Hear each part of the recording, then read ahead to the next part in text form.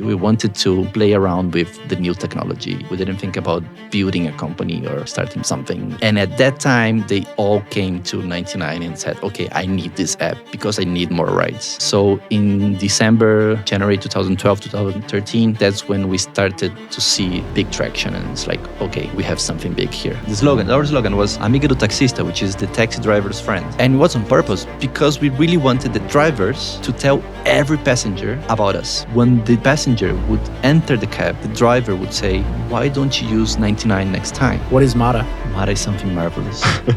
Okay, we want to improve the purchase power of the Brazilian families. So the way that we do that is pretty much we understand what is the supply chain like, how things are produced, how things are manufactured, and how those goods are moved from the different channels they are being offered to the end customer. If we validate our hypothesis on this environment and we find a path to get where we want, it's going to be easier for us to multiply that to more neighborhoods, to more cities, so on and so forth. What's up, guys?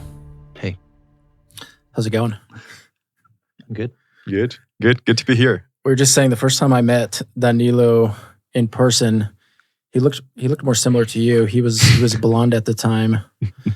And every time that I meet up with you now, I'm like, man, your hair is so dark. What was this story about you being blonde 2 years ago when we met in person for the first time? Yeah, crazy. So the story it goes back to when I was working at 99. For those who don't know, 99 or Didi now. And we made a bet about like the performance of the business. If we reached some OKRs by the end of the year, I would dye my hair, right? So, but not only me, but also the managers part of this bet. How many people were on your team at this time? So 99, I was the one responsible for 99 food. So the business related to food delivery. At that time, I think we were a little bit above 1,000 people. But my direct reports, they were, I think, 12 or something. Yeah. And they were very incentivized to make you blonde. Very. But I think they were skeptical about me doing that. But because I'm very low profile kind of a guy, and it doesn't match to my profile to dye my hair. So, but I mean, when it comes to commitments, I'm fully committed. So they were kind of surprised, but it was very fun. Very fun. For three months, I think it was a very unique moment of my life. Like people judging me by the fact that I was like had blonde hair. Fun. Is it more fun to be blonde? That's what they say. You can tell that. I don't know. No, I don't think so. No, for me it's not a nice thing. I was always like in school, people were bullying me because of that. Because you were blonde? Yeah. Where did you grow up? In Jundiaí. It's a city nearby, 60 kilometers from here. But I'm not sure if it was because I was blonde or because I was different somehow. But I was bullied a lot. Yeah. I'm not sure if you were bullied while being blonde. People, you were born blonde, so I think it's something that people had recognized it on you since you were born. But then I think me was like kind of shocking, because my eyebrows, they were still brown, right? But I think what I always saying is that in Brazil, it's not that common, depending on the region that you live, to have blonde people. Mm. And it's funny because when I lived a little for a while in Germany, and I think I felt the opposite because I was one of the few that were not blonde. So I think the other, like the flipping the coin on the other side of the coin, saying like, "Oh, this guy's different." So, but anyways, when I was blonde, I think, I shocked a lot of people. A lot of people were like a little bit surprised, or if they were fearing me, I think. It's weird. I always wanted to dye my hair in black. Maybe Mara needs to set some goals so that Ariel will dye his hair black. I like this idea. Or purple, right? Purple. Yeah. Purple is nice. It's our color. You could be yellow. He could be purple. Because also for the go out for the next fundraise like that. I'll do it. Me too. I mean, after doing the first time, it's way easier to do the second time. That'll probably make fundraising pretty interesting. Like everyone would be like, "What the hell's going on here?" You have a good story. We hit our goals. That's it. Would it make easier or harder to raise money? A good point. I don't know. I mean, reaching goals should be a good thing, right? Yeah. Ariel, you mentioned growing up in Jundiaí. You were bullied as a kid. Tell me what it was like to grow up. You had siblings. What was family life like? So I am actually Argentinian. I was born in Argentina. Did not know My that. family is from Argentina. We moved when I was 1 to Jundiaí. My dad was opening his company here. He was back in Argentina. He was doing chemical engineering something, and then he opened something here in Brazil. So we moved. My mom was a doctor, and she had to. So she was a doctor in Argentina. She had to bring the whole studies to Brazil. They wouldn't allow her to be a doctor in Brazil unless she would do She had to get a license or whatever. again. 4 years of studying again. So she did it. So she was really brave. We grew up in this small town. It's fairly big actually, but it's a small town compared to São Paulo, where I could walk everywhere I needed, go to the club walking, cycling to the tennis lessons. I was a happy kid, I would say, other than being bullied all the time. Now that I think about it, maybe because I was blonde, maybe because I was Argentinian. I'm still bullied because I'm Argentinian. You're at Brazil. Yeah, I Heated actually rivalry to this day. Yeah, I'm just. It reminds me of World Cup again, and I'm gonna be bullied again. When it comes to the World Cup, are you That's the issue. Argentine? No, I'm Brazilian. Okay. But people think that He's more Brazilian than I am. I can tell you that. I decided to be Brazilian in a way. That's why. But yeah, I went to school. I'm an engineer. I'm a mechatronics engineer, which is mechanics and electronics, which is something that I always really wanted to do, is build robots. I've never done it, but yeah, Maybe the next company. hopefully. And I met my first co-founder in university. We started EBA, which was social network for students and teachers to upload documents for them to study, like notes and tests and whatever. This was like what year? 2005, 6. Like pre-social networks almost. There like Facebook was there, but not that big. We still had Orkut at the time. Orkut was Orkut was when I lived in Brazil the first time. It was 2005 to 2007. Nobody was on Facebook. Yeah. Everyone was on Orkut. Yeah, Orkut. It was that time. Which I heard the founders maybe trying to bring it back or something. I heard that. That'd be interesting. Let's see. Good luck. Yeah. But yeah, so we started that company. I moved when I graduated in 2007. I moved to Germany, or to London actually, with my girlfriend. Now we're married, and worked at Google actually in Dublin for 4 years.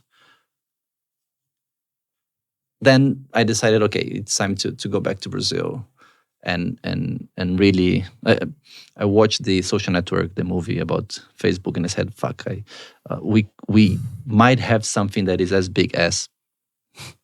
And I said, "Okay, let's go back to Brazil." But this was while you were building this first startup. Yeah.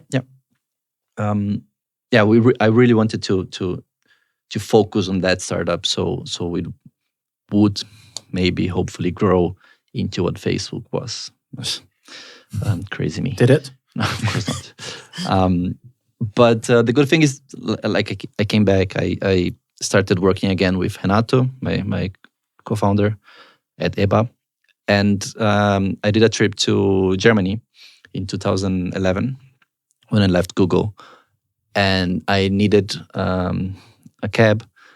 I was going to hail a cab, and then one of my friends that lived there said, nowadays we don't do the arm thing anymore. We use this app, and he showed me what was the first app for hailing cabs, My Taxi. That was before Uber even.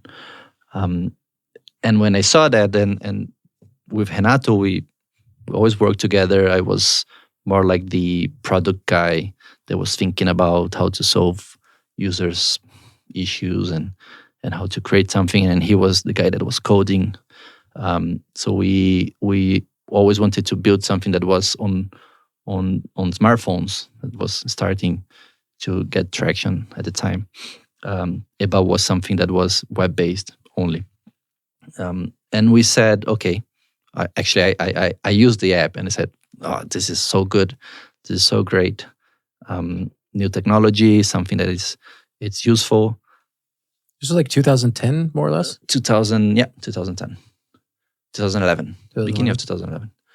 And I told him, okay, what if we do something like this? And we started to think about the names, and we started to think about everything, and we got hooked again with something that was interesting because it was new, different, and mainly because we liked the technology. We wanted to play around with the new technology. We didn't think about building a company or starting something. Like, we wanted to play around. And it was really nice because we actually said, okay, we have this problem that people have, that hailing a cab. And also the drivers, they need more passengers. Let's try to fix this issue. And we started creating something from scratch, like really, okay, let's pretend I'm a driver. Okay, so I'm going to drive, and I'm going to try to find you. What do I need? A map. I need the fastest way to reach you. Then you need to click the button. And so we did everything, not trying to copy what was already there, which it wasn't much. But we really wanted to, okay, let's, if we would solve this issue ourselves, how would we do it? It was very fun. And I think we did it this way because we didn't want to build a company. We wanted to play with the... Did you and how long had you and Renato been working together at this time? 7, 8, 9, about 4 years, I think. And were you guys tinkering with lots of different type, like science projects almost in that kind of regard? No, we focused a lot on that social network project. And it was interesting because while I was working at Google, I was already remote working with Renato back in Brazil. So he was still in Brazil. I was in Dublin. And we would pull all-nighters every single night. And we would work together with Skype on the headphones and just discussing. And he was coding, and I was checking, and it was really fun, although it was all-nighters all the time. Those early startup days, though, when it's like 24/7 adrenaline is so much fun. Especially when you don't have investors yet, company hasn't been informed yet. It's all totally agree. Idea mode. Totally agree. Yeah, it was like just having fun and not having to report anything or whatever. It was like about building something for our users, and because we really liked it, and that's really fun. So we did something very similar when we started 99. We did it because we really wanted to have some fun and create something new. And then it became huge. When did it go from we're spending 24/7 building this and very obsessed with the technology to let's turn it into a company? I think, so we started like it was a bootstrap. So we really did what we thought was needed. I think we gathered like 1 or 2 drivers per week in the very beginning. How were you finding these drivers? Were you the driver? No, we would drive around the city and find all the taxi stands, and we would stop. At the time, the taxi drivers would queue in the stands. Nowadays, you don't see that anymore. But at the time, the taxi drivers, they would have the cars parked in the taxi stand, and they would be talking to each other. Yep. And so we would go there, stop, and talk to them and say, hey, what do you think about this app that we are willing to build? And they would say, what is an app? What's a smartphone? They wouldn't have a smartphone. But apart from the fact that they wouldn't understand the tech, we noticed that there was a niche that like they really needed more rides. And so we kept building that thing.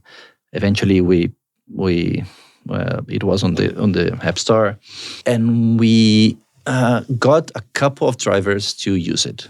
Like I think around 10 in São Paulo, which is nothing. But the fact that all taxi drivers would wait in the stands and they would talk to each other, and there was a rule that the first on the line would get the passenger, right? São Paulo was the first big city I ever lived in that had taxis. And when I got here 10 years ago, taxi and the taxi culture was part of the city. It's like part of living in São Paulo is this taxi culture, and they're all lined up on almost every corner. Yeah. So what would happen is like the driver that was in the fifth of the line or whatever, he would get a ride from 99. I made it intentionally loud so they wouldn't be able to tune it down, like the volume. It was always like so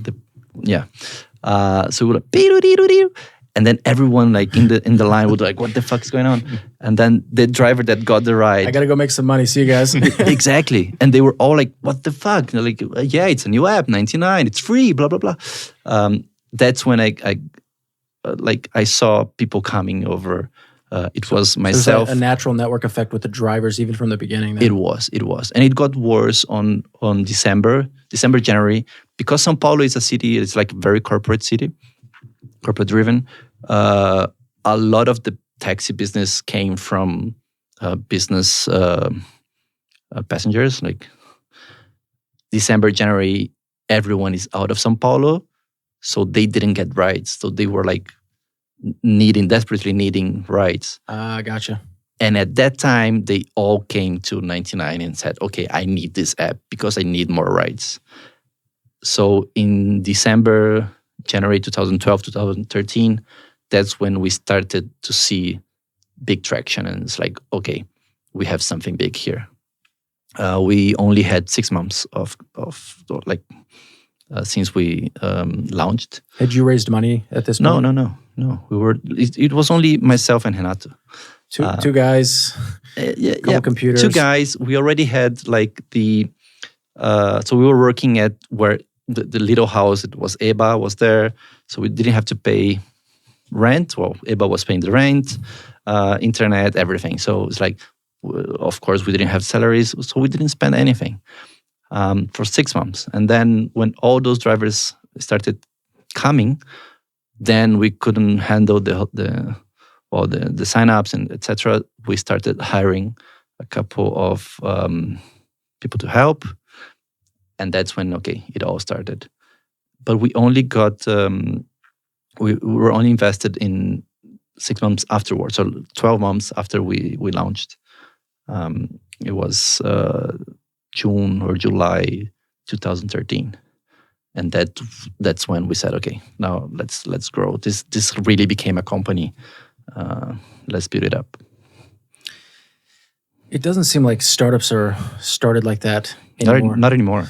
No, we're at 12 months, 2 guys, that proverbial 2 guys in a garage. Yeah. After a year, say, okay, we have a business. Let's turn this into something bigger and better. You recruited another co-founder. You raised some capital. What was the capital raising process like? I remember when I got to Brazil 10 years ago, there was one VC firm, Monashis. They'd made like maybe 4 or 5 investments to date. And that was like the venture capital industry here for the most part. So I imagine raising capital at that time must have been almost impossible. Wasn't easy. We had, I would say, luck, but I think I'm grateful that we had Paulo Veras, which became our co-founder, but he was actually mentoring us at EBA. So we knew him, we worked with him. And very interesting story, when we started playing around with technology and we built the first passenger app, and it's an MVP passenger app and the driver's app. And Paulo came for a meeting with EBA. And at the end of the meeting, we said, Paulo, do you have a couple more minutes? We want to show you something that we've been playing around during the night. And we showed the app. And he understood everything. From the beginning, he already had talked to a couple of other companies that wanted to bring the same thing here to Brazil. Fun fact, he said, no, I don't want to join you right now, because he already talked to some big companies that wanted to bring that to Brazil. But pretty soon he was convinced that, okay, we had something that was gaining traction, people really liked it, and he was with us from the very beginning. So it was actually really good, because myself and Renato, we were the geek guys that really, well, Paulo is also a geek guy. But what was Paulo's background? He's also an engineer. He actually is also a mechatronics engineer, just like myself and Renato. So the three of us went to Poly. He went 10 years earlier than us, but still. And so yeah, we're speaking in English for a reason. I think a lot of people that are going to be listening to this at some point are not from Brazil. But Guy, who works with me, who's not in the camera angle right now, he goes to Poly. Poly's basically from what I understand, like the MIT of Brazil. Would that be a good equivalent? Yeah, you can say that. Yeah, I know like everybody that Guy interacts with is extremely smart. These are like the smartest 20-year-olds I've ever met in my life. Very geeky. I think we're all very geeky. So we were very, very lucky to find Paulo, and Paulo was the more business-driven guy, which was really good. So two things: he was adult supervision, as he said many times before, like I'm the adult supervision, and he really allowed us to keep playing with the tech, and he would take care of raising capital. Still, it was super tough, but at a time when we started showing some, I think we were doing 1,000 rides a month or something like that, like nothing huge. Probably 200 drivers in the base. I'm not sure. But we got Monashis on board and Qualcomm Ventures as well. I'm not sure how much it was, but I think it was less than $1 million or something like that. Do you remember what the valuation was? If it was $1 million back then, it was probably for like a $4 or $5 million valuation. I think 5, yeah, if I'm not mistaken. At the time, it felt like huge amount of money. Renato said, what are we going to do with this amount of money? And we had no clue because we didn't have money at all. In the very beginning, so altogether, we spent 100,000 reais for a year of operations. And that was basically to pay for... That'd be a good burn rate now. Marketing. Yeah, I wish. But yeah, and so when we got the money, it was like, wow, what are we going to do? And Paulo said, no, don't worry. I know what we're going to do. So yeah, and it was really important that we were able to focus on user experience and the technology and all that. I think that was really important. We talked a bit about the drivers. I remember the first time I was in San Francisco, I think back in 2012, and these young tech guys were telling me about Uber. And I said, that is such a stupid idea. You can get a taxi. I mean, I think that was probably a lot of people's mentality 10 years ago. How did you guys find those early customers to actually download the app and start using it. Especially in a city like São Paulo, where you could walk out on the street, raise your hand, and a taxi's there pretty quick.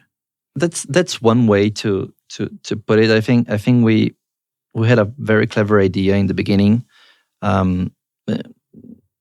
because we didn't have money and because we didn't have at the time Monashis or whoever that was investing on us. We said okay, and that was Paulo actually. When he said no in that day that I told you guys, and afterwards he said okay, let's do it. But there was the conditions, like we cannot play the same game that everyone else because we don't have money. So was Uber already at the market? No, we didn't know about Uber actually. Okay. But we had Easy Taxi, we had that's right. a couple of others, and because they had way more money than we had, we said okay, we need to play this in another way, and we said okay, if we had money, we would spend a lot of money on user acquisition. What can we do? Okay, let's focus on the drivers. Our how do you call that? Not the brand, the slogan. The slogan. Our slogan was Amigo do Taxista, which is the taxi driver's friend. Yeah. And it was on purpose because we really wanted the drivers to tell every passenger about us. So the funny story, Easy Taxi was spending a lot of money on user acquisition. So they would pay Facebook, Google to acquire people to download the app, click the button, hail a cab. When the passenger would enter the cab, the driver would say, "Why don't you use 99 next time?" Because it's free from me, it's a way better, blah, blah, blah, blah, happy about that. So they were the ones spending money to convert the users, and then our drivers would convert the users to 99. That's how we acquired users. So yeah, you won the culture war for the taxi drivers, essentially. Which was a big issue when Uber came. And when all passengers and all our friends and everyone else was talking about Uber, and they hated taxi drivers.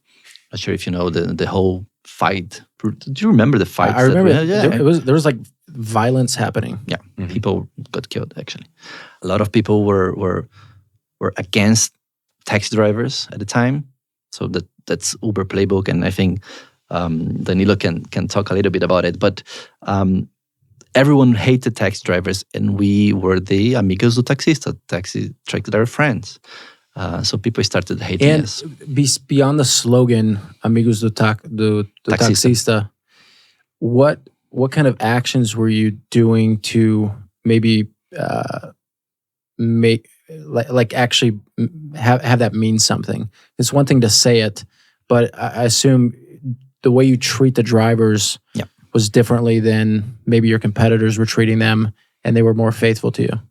A lot of small things that we actually really deeply thought, like, okay, how can we really make his life better? Really was like, our main user is the taxi driver.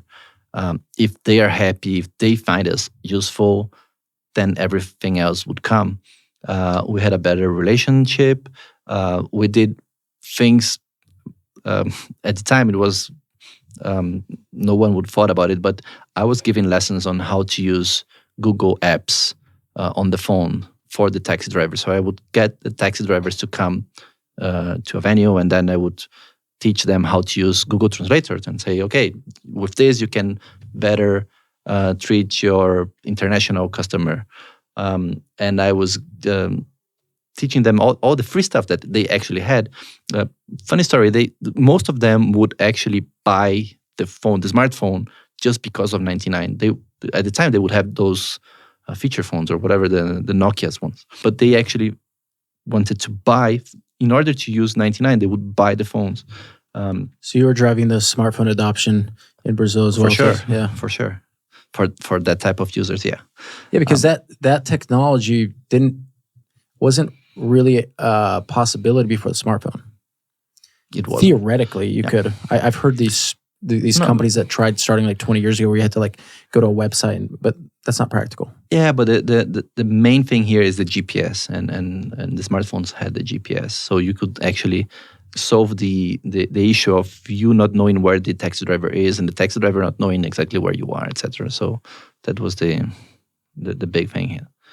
But yeah, so we really treated them better. We there was one app that I at the time we used, was called I don't remember. It was a push to talk app. You would press a button. Now we have WhatsApp. We didn't have WhatsApp at the time, but you press a button, you say something, and it would broadcast the message to a bunch of people that were in the same channel or to someone that you wanted to speak. I was mimicking the radio because we had a big culture of radio, taxi radios or whatever. A taxi driver, it's a very lonely person because he's driving all the time. Mm-hmm. Alone. You have passengers, but it's like it's lonely, and they would use the radios, the physical radios, to talk to each other and to send messages. Oh, you're like Nextel almost. It's kind of Nextel, yeah. Before like Nextel, walkie-talkie, the walkie-talkie thing, yeah.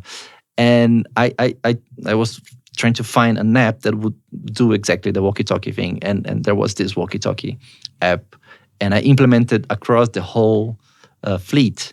So everyone at 99 would have this app installed. Cool. And they would talk to each other with the app.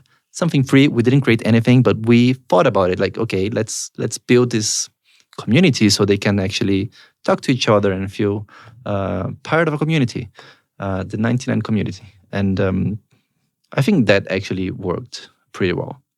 Danilo, you were at Uber, and then you went to 99.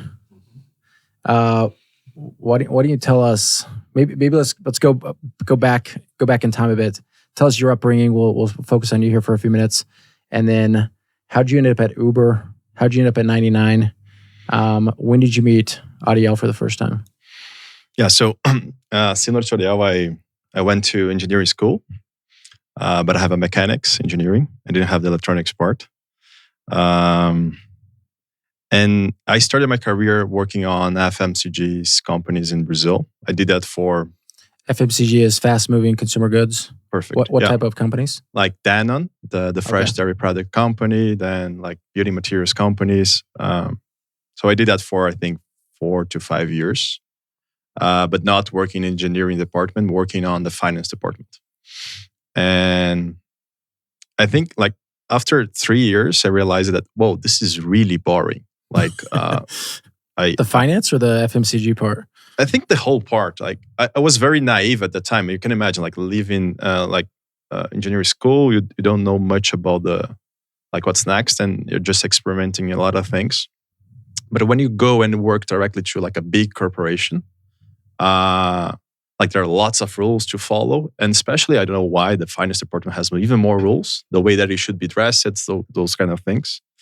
I always liked a lot the marketing guys because they could dress the way they wanted, and I had to wear like weird clothes.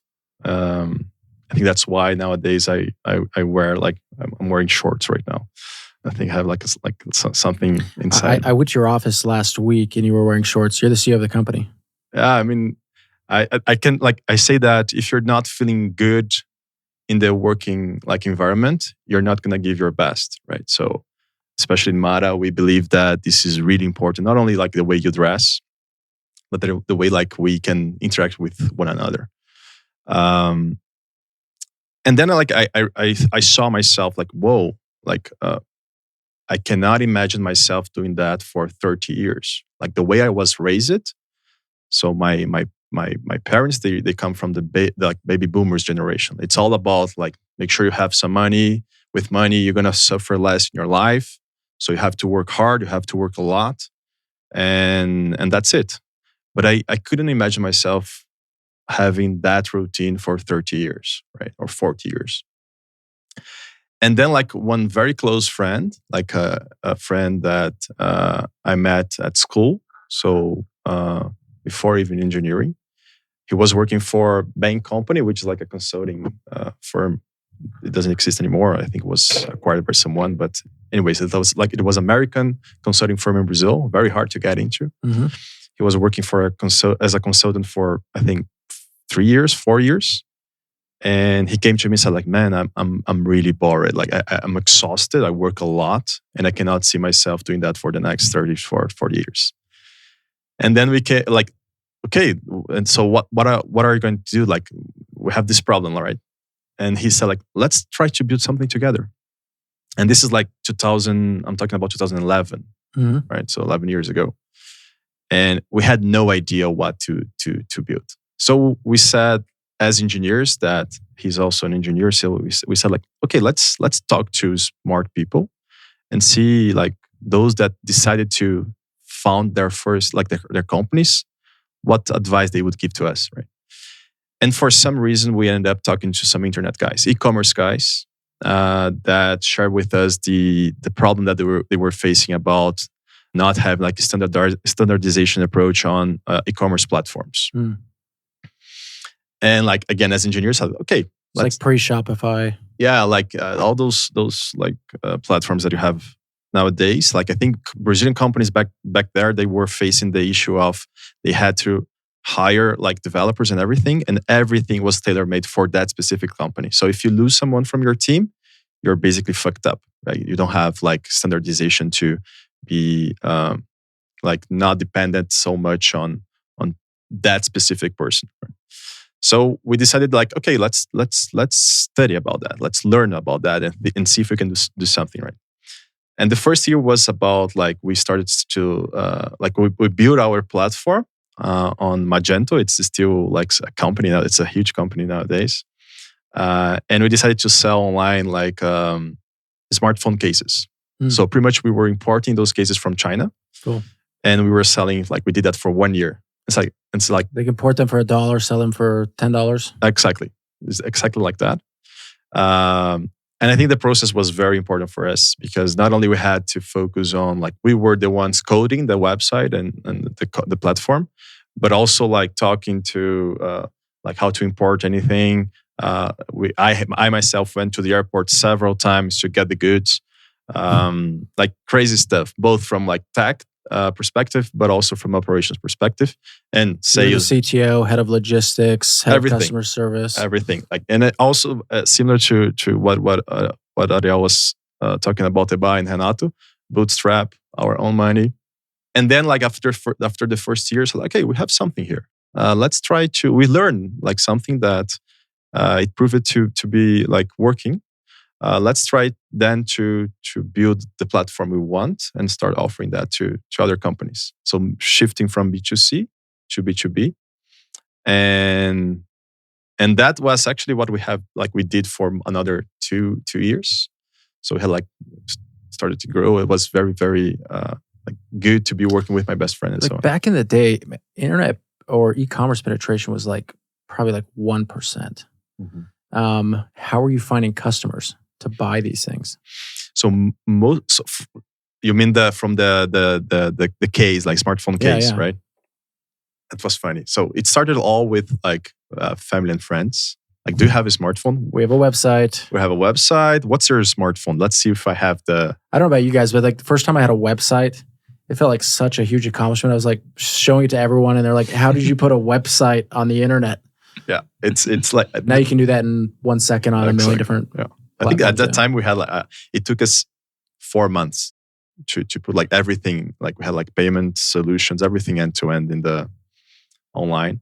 And there is one thing that I used it to do at that time that I also do nowadays, which is to have in one screen Google Analytics open and check everyone that was accessing the website. Are you still addicted to Google Analytics? I am. I know that nowadays it's much worse than it used to be back then. Yeah, my first company, Torcedores, it was like every screen in the office was Google Analytics 24/7, just, like, addicted to it. Yeah, I mean, I think, like, most of in Mara, we can see that lots of people, they also have, like, one screen in Google Analytics just to check everything. But then, like, we that's the way we started to have, like, and then providing a very good service, right? So the product was good. We actually sourced the cases from good suppliers from China. And the way that we delivered with a good package and everything kind of got us in the mouth-to-mouth effect. So we didn't have to spend money on Google AdWords or those kind of investments that you don't have when you don't have budget. You you don't have the possibility to invest, right? Yep. But once we shift to B2B, at the B2B approach, I think things were, from like a revenue perspective, way easier.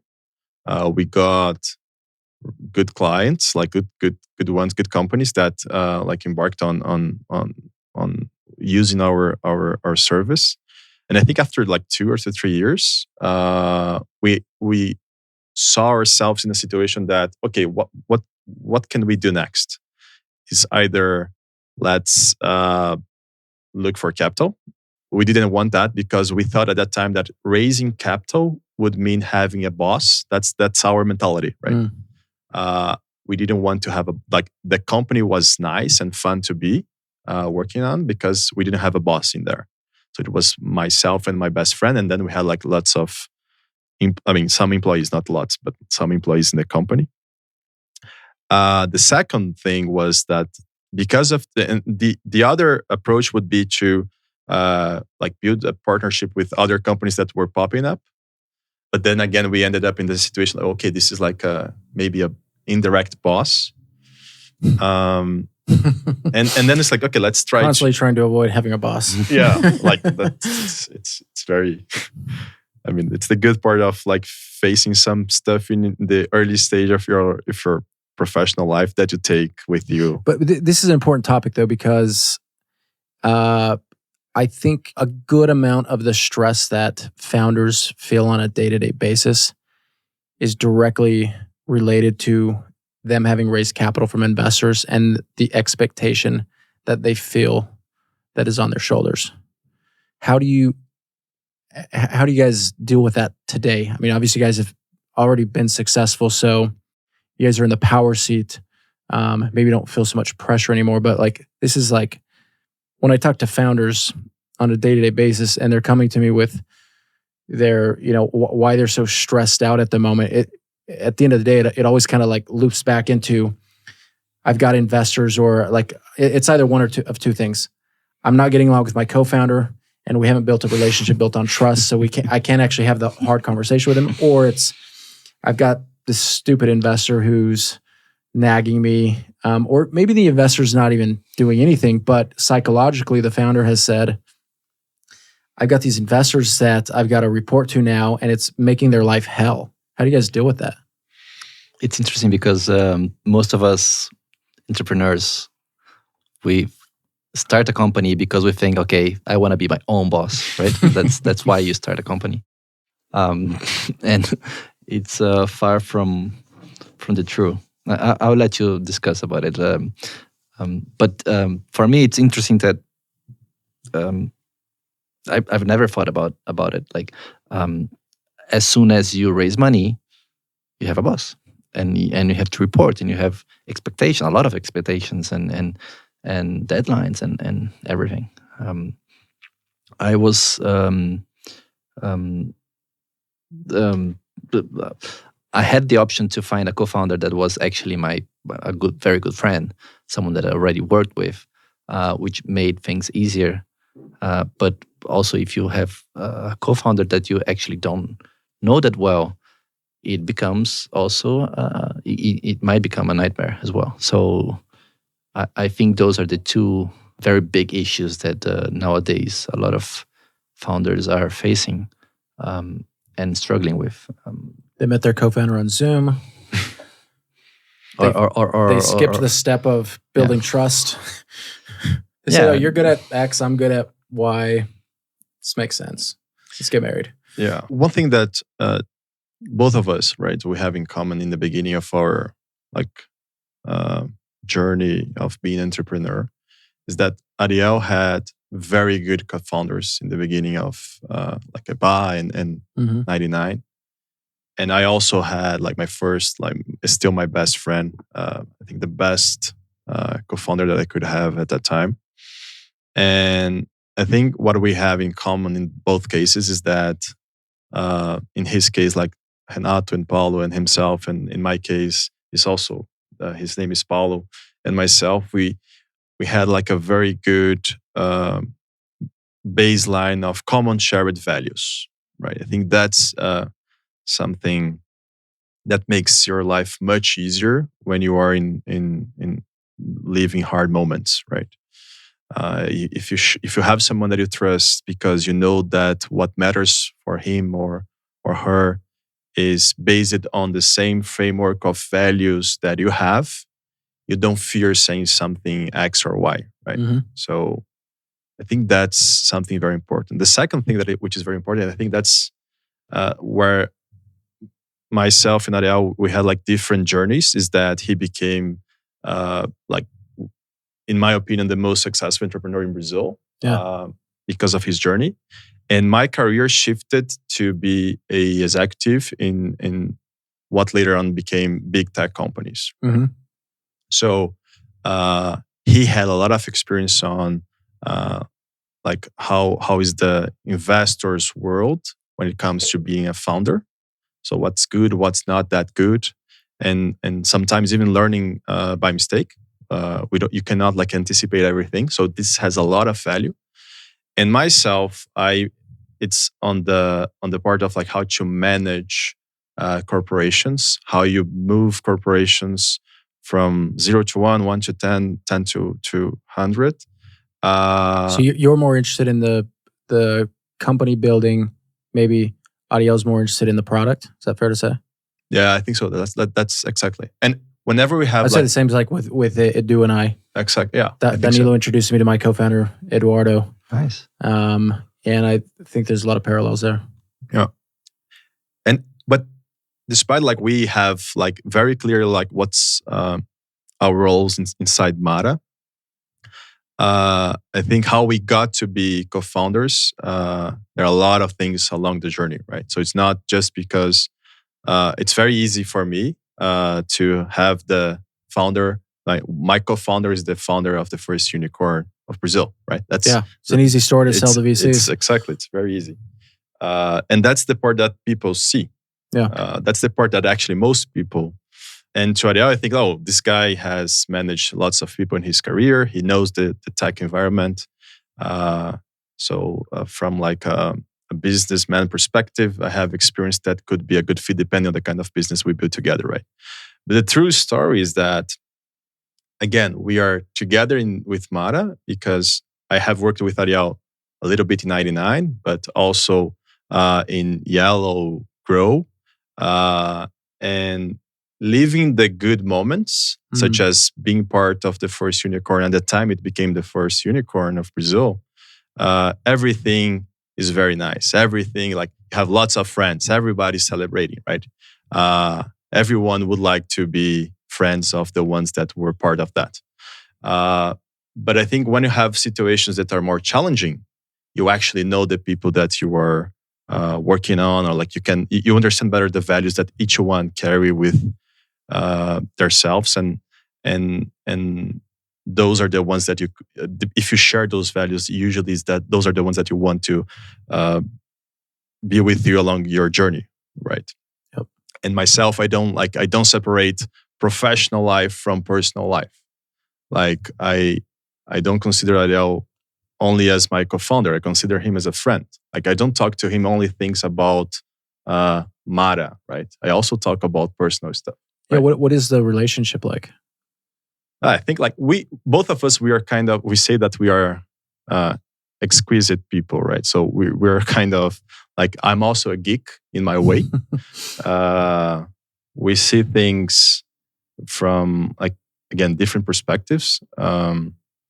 But I feel very comfortable to talk to him about like matters that are non-related to work, right?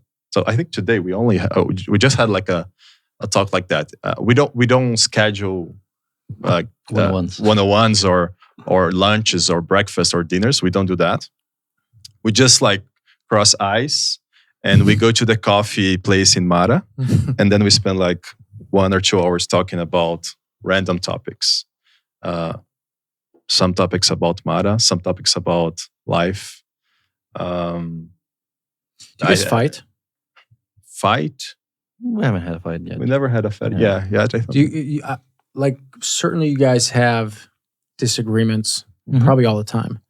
Like any good co-founder relationship, if it's built on trust, it's like it's a constant battle of ideas, but But that's how you when- build a company. when they're good though, yeah, you don't take them personal.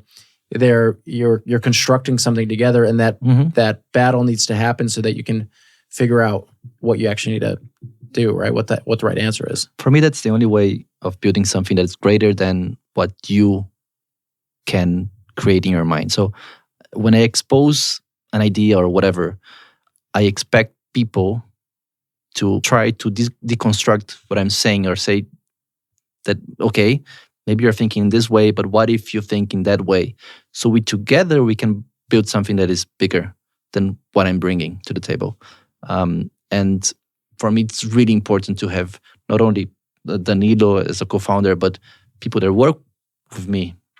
They need to be able to tell me I'm wrong, or tell me what you haven't thought about this or whatever.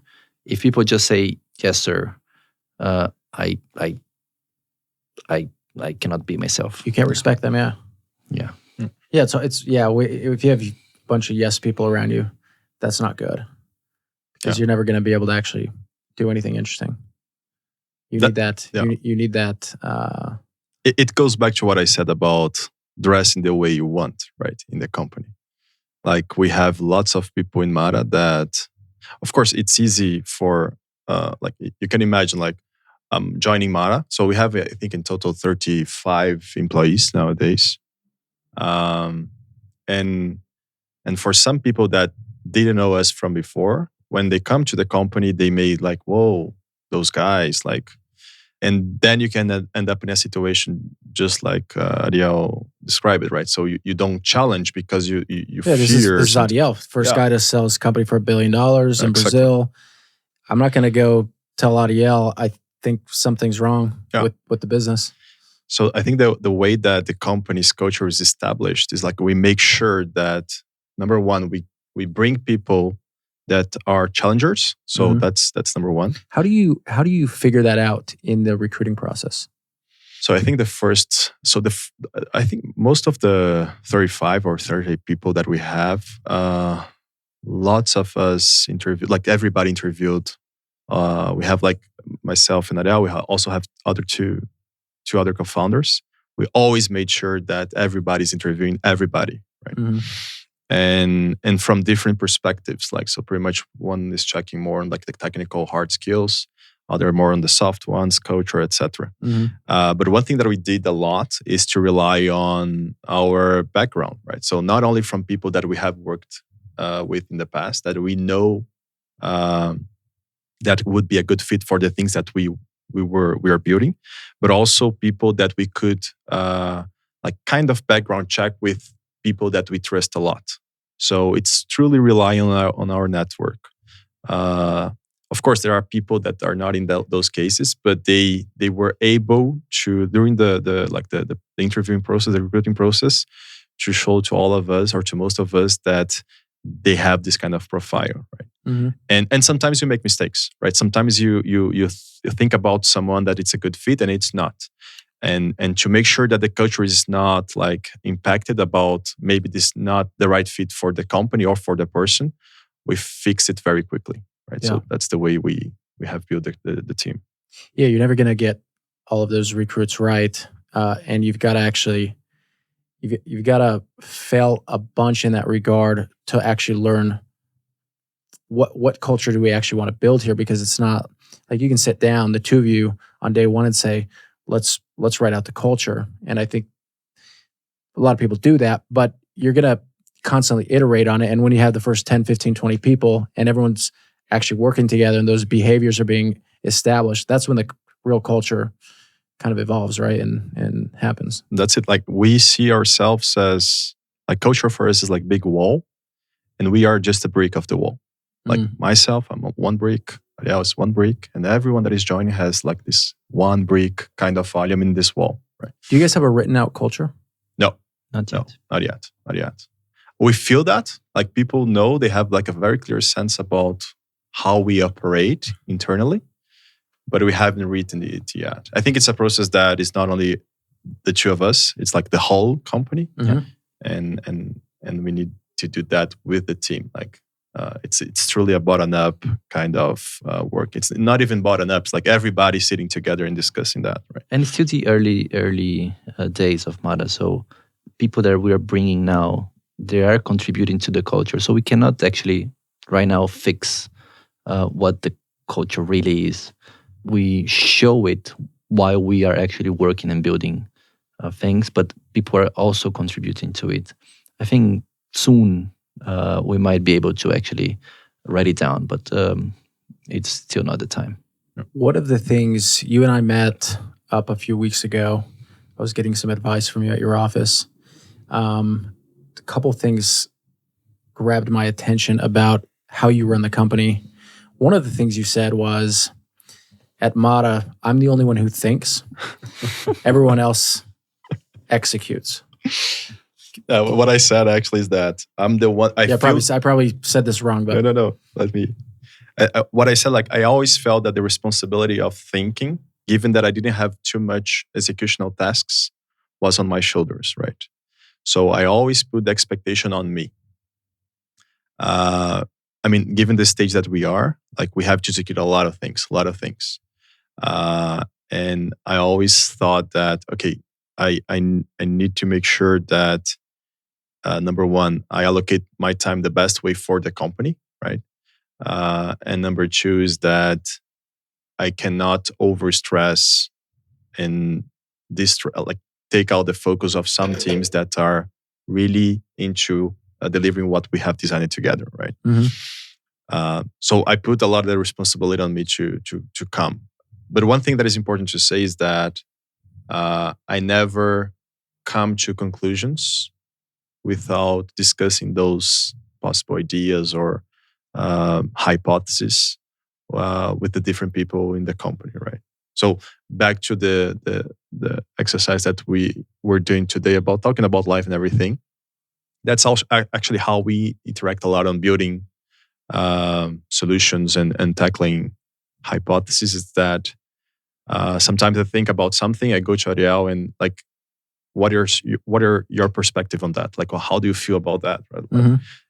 Give me your inputs, because I'm still missing parts of the puzzle. And it's not, hey, I had this vision last night. This is where the company's going. No, never. It's like I'm constantly checking different perspectives of the company to anticipate possible movements in the long term, right? I think most of the team is focused on delivering the short to mid term. Mm-hmm.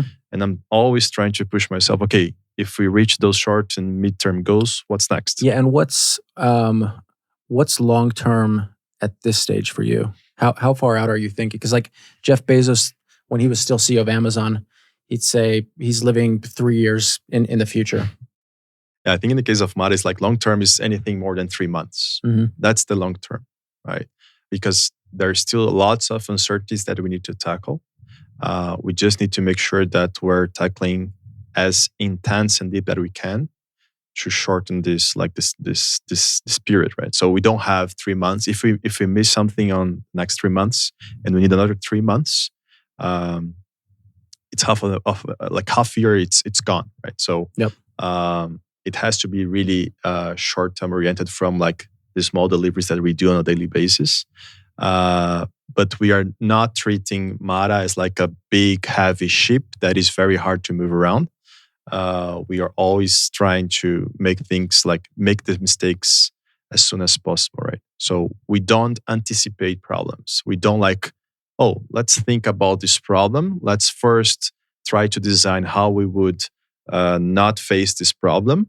And we have the solution implemented, we implement. No, we first face the problem. We suffer the pain of that problem. Even if you think it might be a problem, we're not going to accept it until the customer makes it clear this is a real problem. Yeah. And we struggle with this all the time at our company, which is trying to anticipate problems that haven't happened. And a lot of it is like, whoa, if this works and like all of these orders come in over the weekend, we're screwed. It's like, guys, please make that happen. Like that would be the greatest problem we could possibly discover. Exactly. And I think in your case, and it's also our case, different than like 99 story, even Uber's story, like the founders, they were designing a problem that they were facing in their routine, on their daily basis. Right? Mm-hmm. The companies that we are building right now, not necessarily is a problem that we face. Exactly. So if we anticipate the problems that we may face, we are putting a lot of unconscious bias in the equation. Yep. And then you're not talking to your real boss, which your customer or client. We are building a solution that is actually not a solution to a problem, because maybe they are not facing the problem. So we are actually spending time building something that is not useful. Yeah. And especially for the tech team. My team is always like building things that allows the Danilo and the whole operations team to play around with different solutions. So we are not actually just focusing on a solution, a specific solution, but we're creating tools so that they can create MVPs all the time and test things and fail fast. And then as soon as something really works, because we never know what's going to work, as soon as it works, then we build up on top of whatever is really working, which is actually a lot of fun because you're always building something new. It's always an MVP kind of, but you need a specific type of engineer or someone that actually doesn't really care about building the best code ever or the most ingenious way of solving this issue. No, they really want to just make sure it works and put stuff on production and create something that helps the operations. Ariel, you're one of the best product leaders in Brazil. Talk to us about your product philosophy, your product management philosophy, and maybe on the topic you were just discussing, these iteration cycles. How does that work? How do you maybe I'm jumping the gun here, but you're talking to customers. You're then creating hypotheses. You're then creating prototypes or MVPs, and then testing those with the customers, and then getting that feedback. How does that cycle work? So the engineers that like to work with me, they are a bit different because they understand that I'm not gonna tell them what we should do. I'm gonna tell them the problem, and I expect them to kind of think about the problem and bring their own solution or cooperate with the solution, and not just create code, but create the feature that we need. So, which is very helpful now that we are not so many working at Mara.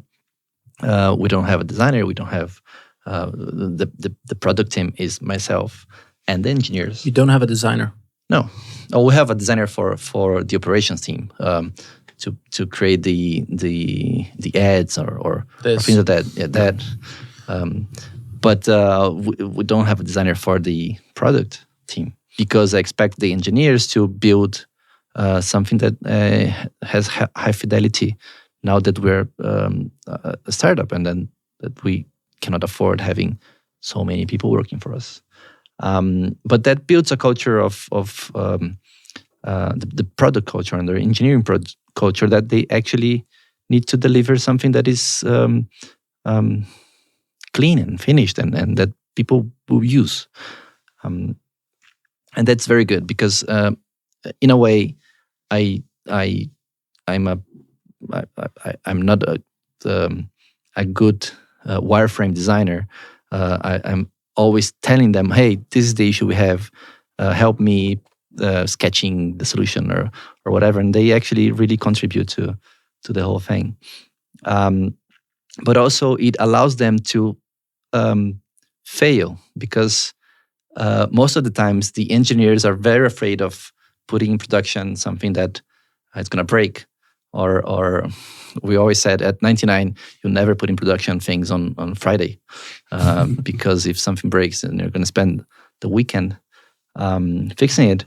At Mara, Friday is fun because we're always putting things in production, and a lot of things we don't really test before we put in production, because we said, okay, we'd rather put in production, see if it's working. If it's not, just roll back and move on, instead of having a new cycle of testing things and checking if everything is working, et cetera, et cetera. Now it's better to fail fast and break things, as they used to say, and test and keep testing and keep. That was Facebook's philosophy in the beginning: move fast and break things, and then they became big, and that slogan changed to move fast with stable infrastructure, I believe it was. Yeah. Now we can afford doing that, and the way I put it is like, okay, feel free to test whatever you want to test in production, but be there as soon as you put it in production. Check if it's working. If it's not, roll back, fix it, and then move on. Don't put things in production and go to the weekend or disappear. And they really feel that they own the product and they own whatever work they're doing. And I think that's the most important thing. It's like they really believe in what we're building, and they own it in a way that if something is wrong, they wake up because they care and they fix it as soon as possible. And I think that's the most important thing on the tech team. Who talks to customers? Everyone. Yeah, everyone. Is that structured? How does that work? It is. We did the Mara Day. Remember the Mara Day a couple of weeks ago, and we put every single one at Mara to be how do you call it, the delivery. Yeah, on the field, like the one handling the deliveries on the pickup points. Cool. Yeah. And one of the most important things was to feel how the life of that person is, so that we could afterwards discuss about it and think about better solutions to solve the issues that we have, but also to understand that type of it's one of our clients, right? It's like not the one that is buying, but it's the one that is delivering goods. And in a way, it's kind of the taxi drivers that we depend on, and that we need to offer them a solution, and that we don't understand unless we not only we talk to them, but we feel how they actually work and how they handle the packages and how they handle the whole thing. So it was really important, and that's one thing that we did. Yeah, I think everyone is like fully connected to.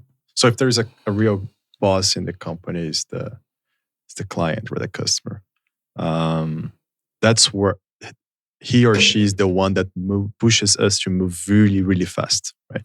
So when you have a culture of like, let's face the problem and fix it, the one that is bringing the problem to us is like a complaint from a customer. So you need to know what's going on, and putting the whole company to be on the ground, interacting with them. For some, it's very cool activity. For others, it's a very painful one. But again, you have to do that to understand why we are building what we are building, right? Yeah. So one thing that we haven't mentioned, but the mission of Mara is to improve or increase the purchase power of the Brazilian families. So to do that, you need to be like closer to the ones facing the kind of problematic situation we assessed when we decided to design Mara, and it's not on the shoulders of the founders. Yeah, like it's on the shoulders of Mara. We don't have like I don't use the name CEO myself. I don't see myself as a CEO at this stage. I see myself as someone contributing to make Mara a very a truly value creator for the ones that we are serving. And I think the good thing about that is that everyone feels like that. Just like what Ariel said about the engineers feeling that they are part of something of end to end, like they're really like a key part of this equation. Yep.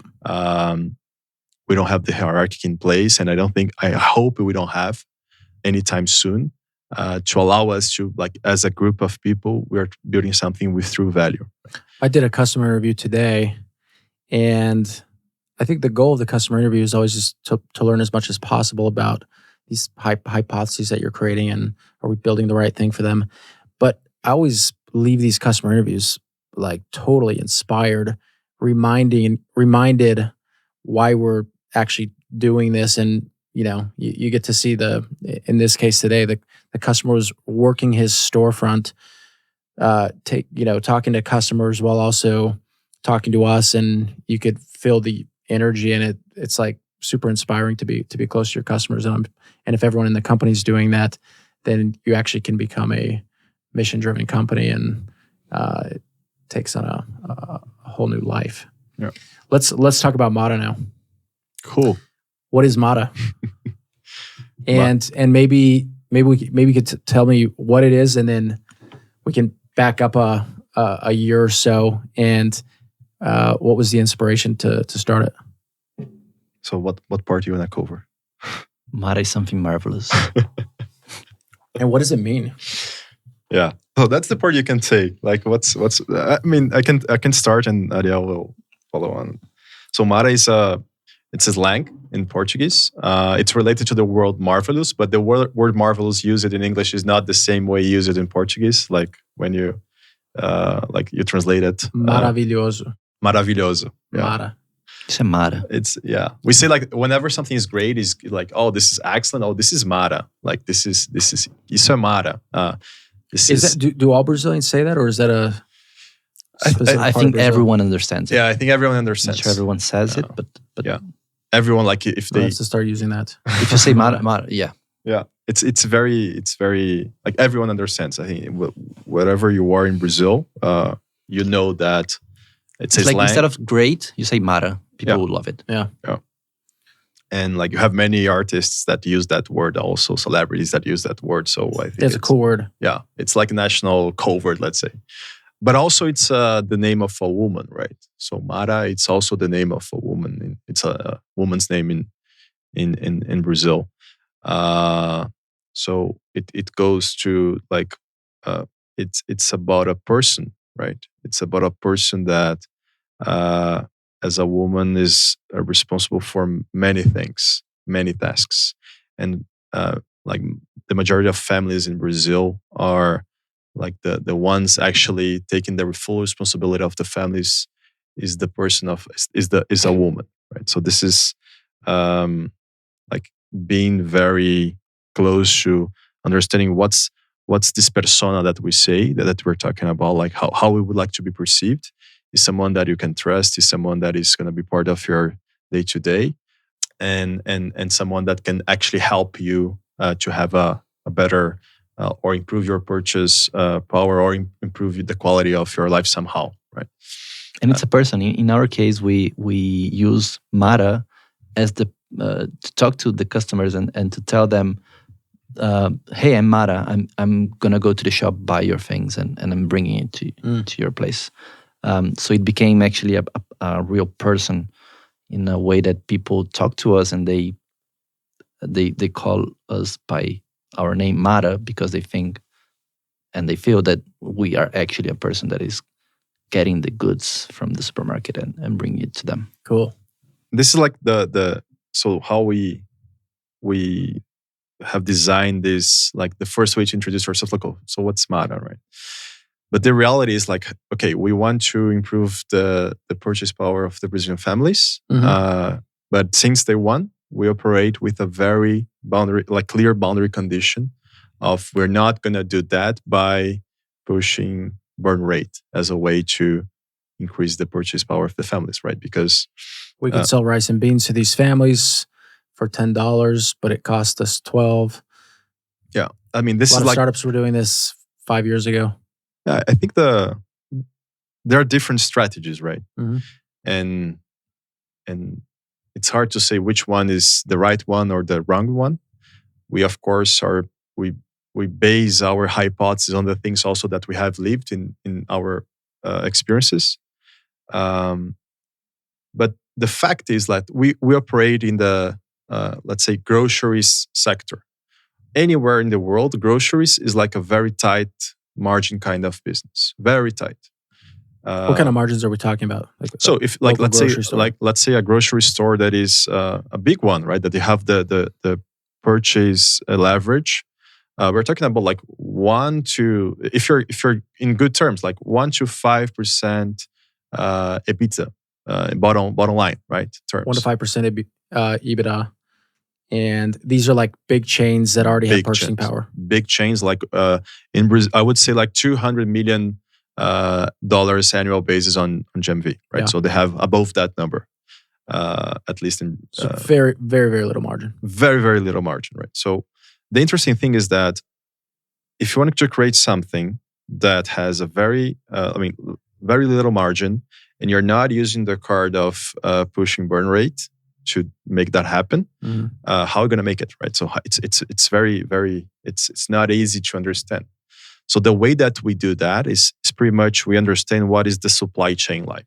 So how things are produced, how things are manufactured, and how those goods are moved from the different channels they are being offered to the end customer. Can you help us understand, like, what does the traditional supply chain look like for a grocery store? Yeah. So if you're like a mom and pop store operating the, let's say, outskirts of São Paulo, there are a few options that you can acquire, let's say a shampoo, right? So what happens is like the manufacturer, which is like a P&G, let's say a big FMCG company worldwide, P&G or Unilever, they produce the shampoo, right? And this shampoo goes to the different channels they operate. Usually they operate with 3 different channels. The key accounts, so the big supermarket chains, like the national ones, there are in Brazil, I would say 3 to 5. You have distributors. They are an intermediary step in the chain. And you have the cash and carry, which is kind of the Costco model in Brazil, but more penetrated than Costco, I would say, in the US. Okay. The mom and pop store then goes to, if you have like a good enough volume, you may be able to procure that good from the distributor. You're going to face lots of logistics costs to get the good to you, or you have to purchase in a, like, let's say 2 months inventory level to your grocery store to make sure that you are at least with a price that can give you good enough margin in the to the end customer. If you're procuring from like the cash and carry, as I said, you will bear the logistics cost. So you need to go there. You need to check as if you were procuring things on a supermarket, right? And then you have more costs incorporated in that chain. The problem is, like, if you are in the outskirts, you face more logistics costs than if you are in the city center. In the case of Brazil, especially São Paulo, city center means rich neighborhoods. Outskirts means poor neighborhoods. Okay. So in the end, you're having people that live in the outskirts that are more price sensitive, paying more for the same good that's crazy. that live in the city center, we would pay, right? So that's because all the distribution centers are nearby. You have like distributions, but you also don't have the connection between the manufacturers to the end customer. You have lots of intermediary steps for several reasons. Like you have, I mean, the bureaucracy of being able to procure your goods directly from the industry. You have like the default rates of those little mom and pop stores that the industry don't want to bear. So in the end, it's creating a lot of additional costs in the chain that is transferred to the families that, like most of the families, they live in the outskirts, right? Yep. So how we connect Mara to that, right? So pretty much we try to assess where can we believe that technology has a marginal effect on efficiency. And we focus any part of the chain that we can plug technology that is able not only to create value, but to transfer this value to the end customer. Mm-hmm. So Ariel was talking about the Mara Day, right? So the GIM, or as we say in Portuguese. So this is it's a very good example about how we can actually interact with a stakeholder of this chain. In this case was the brewer company AB Ambev, so Ambev in Brazil, that was willing to know more about the direct customer, so the end customer, in a geolocalized way, right? So we say we can do that. We have the technology not only to provide you with geolocalized consumption behavior of the operating area that we have, but also we can give you more data about, like, when people buy a specific beer, what else do they buy? What is a good mix of And combination? they can't get that data from the traditional retailers? So they can get data from the different providers, not from the traditional retailers. So this is like kind of one of the barriers that the traditional retailers don't transfer this information to the. It's like their industry secrets. It's like industry secrets plus like the way that they build the database of those traditional chains is not structured in a way that is efficient for you to consume the data. Gotcha. With insights. So we always say that data per data is irrelevant, right? But if you move data from the raw number to information, you have lots of steps in there that we believe that that technology can tackle, right? And we also have the flexibility that, as we were saying about Facebook, like that got like huge company, and you slow down the pace of trying to be innovative. Big corporates, they face the same struggle, right? So once you get larger and larger, you have more bureaucracy to face. It's harder for you to get the kind of granularity you would like to have to understand better your customer. Yeah. So that's one example. Another example is like we have the capability to understand how we can move goods from one place to the other in the most efficient way. That goes back to our background of ride-hailing, right? So to dispatch a driver to a passenger in a city like São Paulo, but not only São Paulo, but more than, I would say, like 2,000 cities that 99 operates in Brazil. It's a giant math problem that you have to solve. It's gigantic, yeah. And we know how to do that. When it's very complex to do that with people. Like, so when you do that with goods, you need to make sure that this logistics cost is not like reducing the chance of that product once it gets to the outskirts, reduce its penetration, right? So for, let's say, the traditional mentality would say, I want to sell this beer that costs, let's say, 3 reais in the outskirts for 3.50 and get some margin there. But if there is anything that you can do to get that same beer to be sold for 3 reais in the outskirts, it will get much more volume as long as you don't sacrifice your margin, right? So logistics is a big part of that equation. But again, how you can actually iterate this huge cycle. That's how we do. Like, so we focus much more on infrastructure. So we have a warehouse. So we are designing, developing the warehouse management system that we have. It's like Ariel's with the engineer team, doing that in a way that is something that is tailor-made for the problem we are tackling. And let's go back to the product. What are you offering these families, these consumers? So nowadays we offer 500 SKUs, more or less. And this is like rotating. So these are the most common 500 products that they would buy at a grocery store on any given week. Yeah, especially because the way that we rotate those SKUs is based on consumer behavior. So if someone is looking for something in Mare and he or she doesn't find that SKU, that's an information that we use to rotate our selection of SKUs. That's one thing. And the good thing also is that those different behaviors, respect the neighborhood level.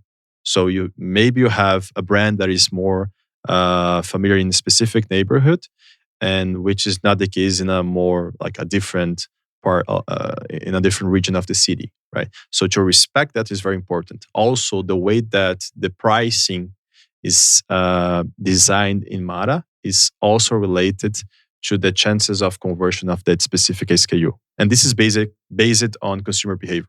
It's not top-down, it's bottom-up.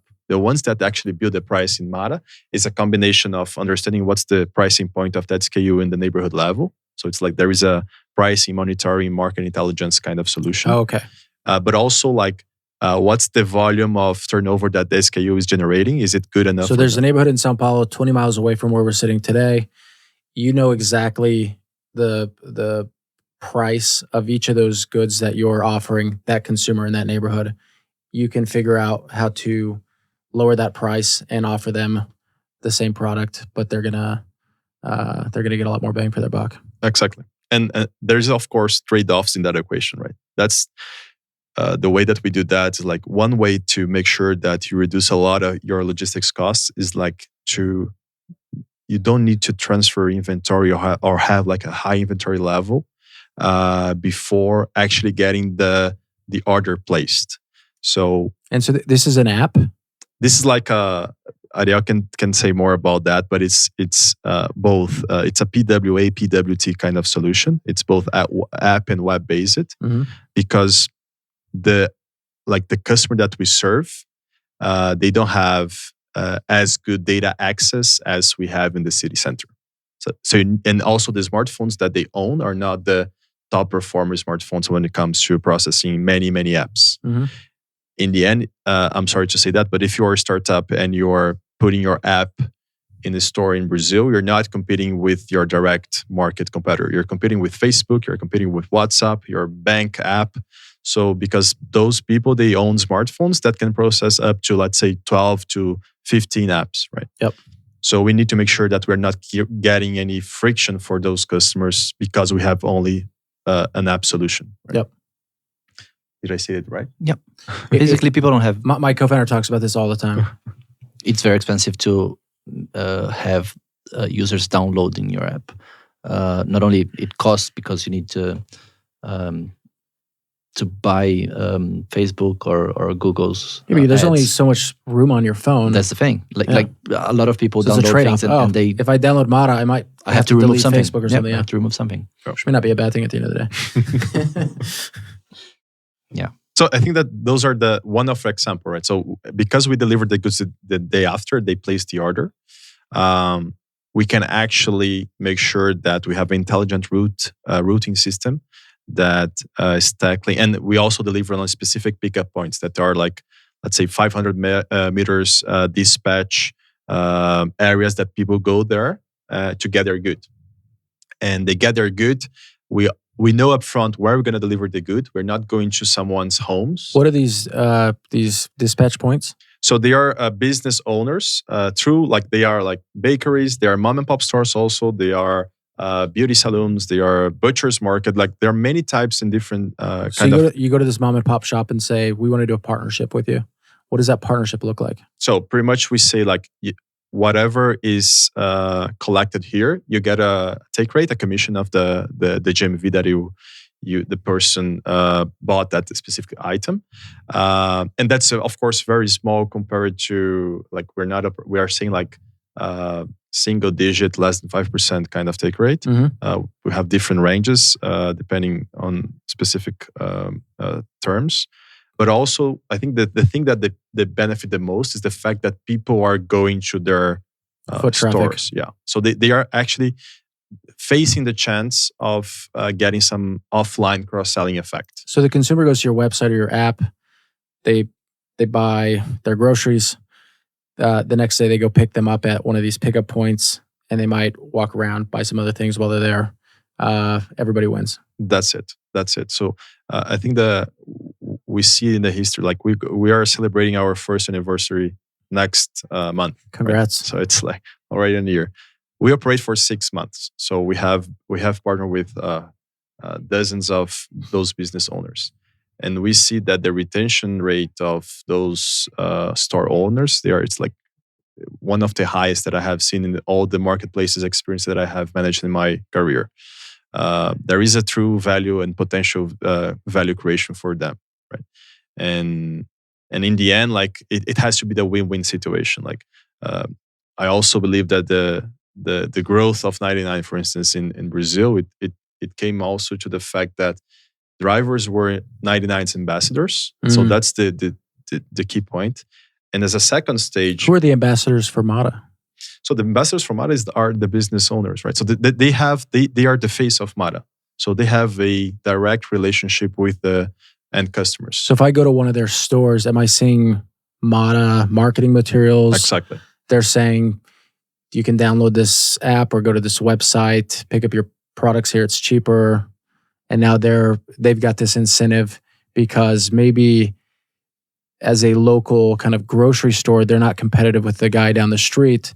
But if they're working with Mata, now they have a competitive advantage in their region of the city, where now they've got customers. The customers have an excuse to come back there all the time. Yeah, and Mara's customers is like the pickup point customers as well. So you treat them in a way that you like that person to consume your whatever product or service. Yep. Right? So there is indeed like a very good. I mean, you don't see Mara as like, oh, this is the kind of the service that I have here in my store. I'm just doing that because I'm getting some money, right? No, if they really see potential of like, okay, I can actually get traffic from that because I don't have any idea how I can bring more traffic on top of like having a good location in the neighborhood that I operate. So, and of course, we have other technologies that we offer to them so they can also benefit for their own the business they own. Right? Mm-hmm. So this is like the evolution of Mara. How can we create always value to everyone in the equation? So for the end customer, it's clear, right? I have good price. I have the promise is fulfilled. Like I place my order today, I can get the day after, and I only pay once I go get the good. So this is also differentiation. People they pay once they get the good. And you don't deliver direct to the consumer because everything goes back to cost, right?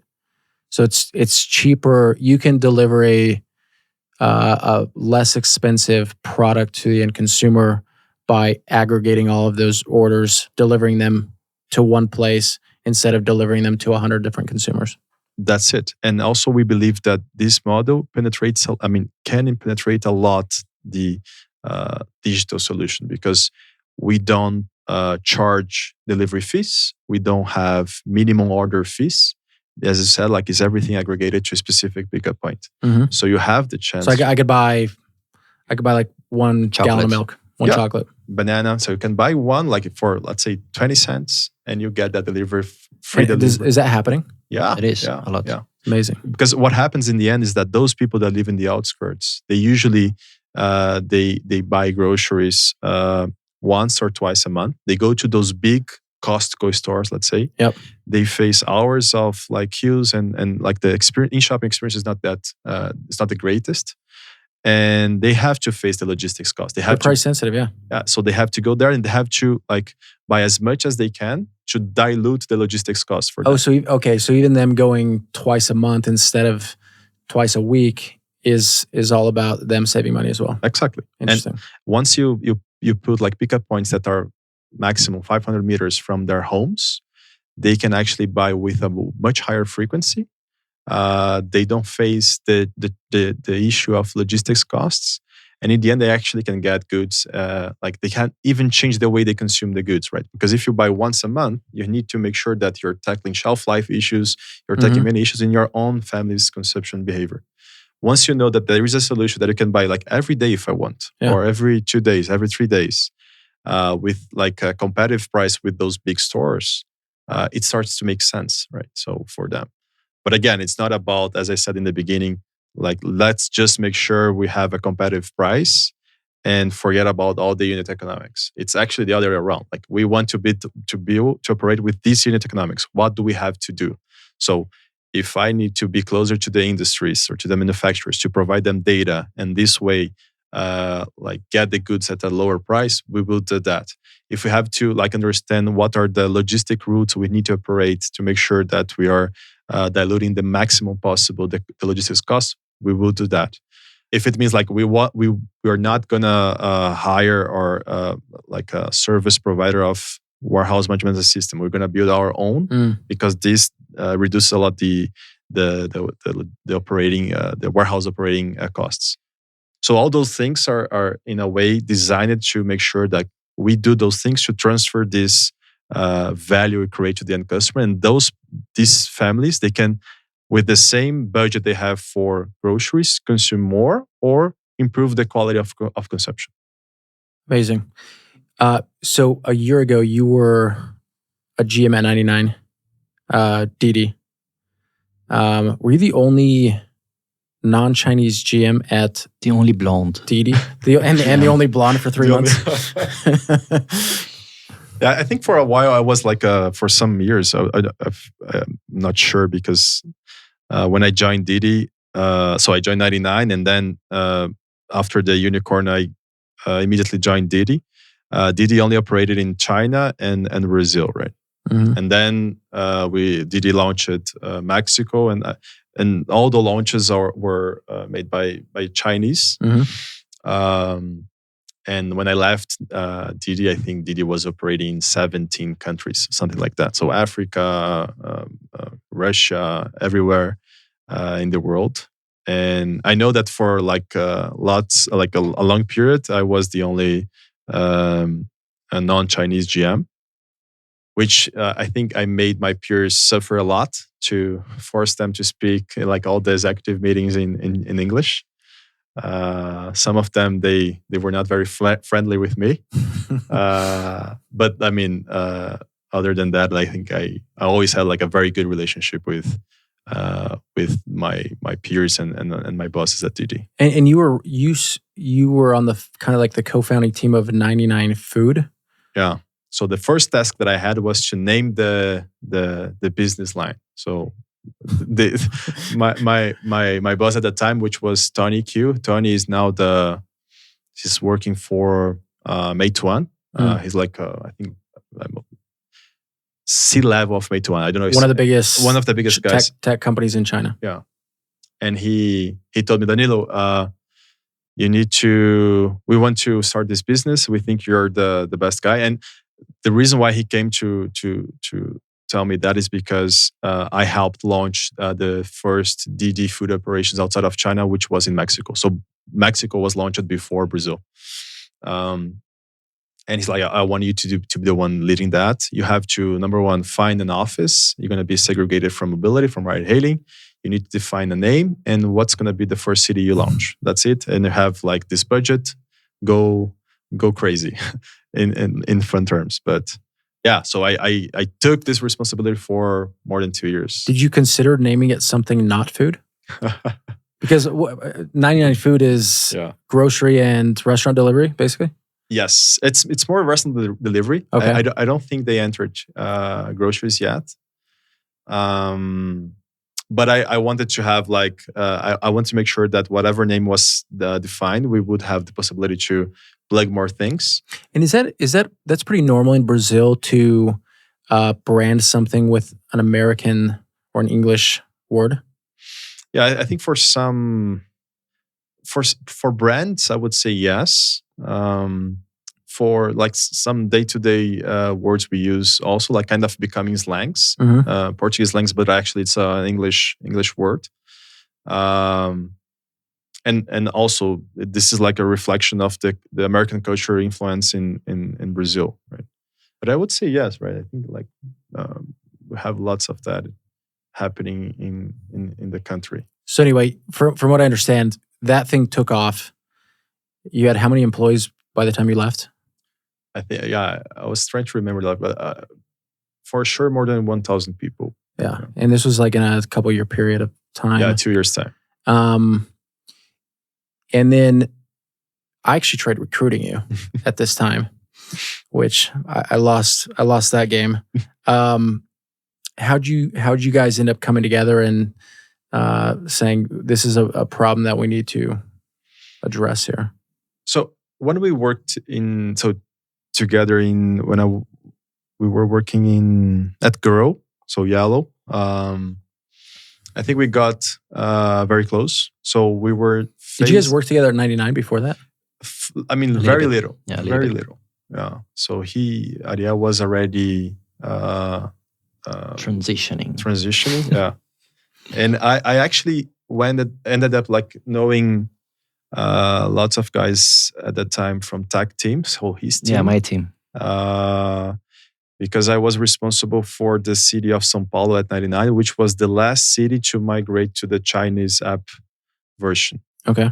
And we had like a Sparta project, which was like, well, let's build the best app possible to delay as much as we can the Chinese app, which was very, very fun, I think, and we put together operations and tech team working the same. It's like a little internal competition. Exactly. It was like I think a remarkable moment. Was that acceptable, or was that like a bit of a rebellion that was It was a happening with your rebellion. team? It was a rebellion, yeah, for sure. And also because at that time, the negotiations between 99 and Didi, they were like This was pre-acquisition or post? pre-acquisition. Okay. Because so Didi made like an investment in 99, I think 6 months or 1 year At before. the beginning of the year, yeah. Yeah, because you guys raised what, two 200 rounds of million, 100 million each? Yeah. And then quickly thereafter, the announcement was made. So yeah, first I think January or something like that. Didi invested and then 100 million, and then SoftBank invested another 100 million right afterwards. But it was so the whole idea was with that investment, the idea was to move the technology from our own technology to the Chinese technology. Mhm. And as soon as that would happen, then we wouldn't have any leverage, because like the whole thing runs on technology, right? So if you don't own the technology, you don't have anything. It's almost like it's already their company. Yeah. So by the time, like we were transitioning, but we didn't have the whole terms signed, and that's what happened. So we decided, okay, let's hold São Paulo. We transitioned. São Paulo at the time represented how much of the total company? You know, more than 50%, because It we was launched huge. lots of It was cities. meaningful, yeah. In the second semester, but yeah, more than 50%. yeah, it was huge. So we hold São Paulo. We didn't migrate São Paulo, and we said we're not going to migrate until we sign the terms. And we actually started really working on the technology and improving it, even though we knew within 2-3 months everything was gonna. Sounds like Steve Jobs with like the Macintosh and the Lisa. Kind of the same story. Yeah. But yeah, I think it was like, but it was a remarkable moment, not only because the story it seems to be like interesting, but also like we launched I never worked with a team that launched so many features in such a short time. Like I remember myself, we launched like It was like a very real sense of urgency. yes, like It was like, this is not going to happen. We will force this. I'm going to give you an example. Like the first product, like I think the major upgrade we have made in 99's solution was the dynamic pricing. Mm-hmm.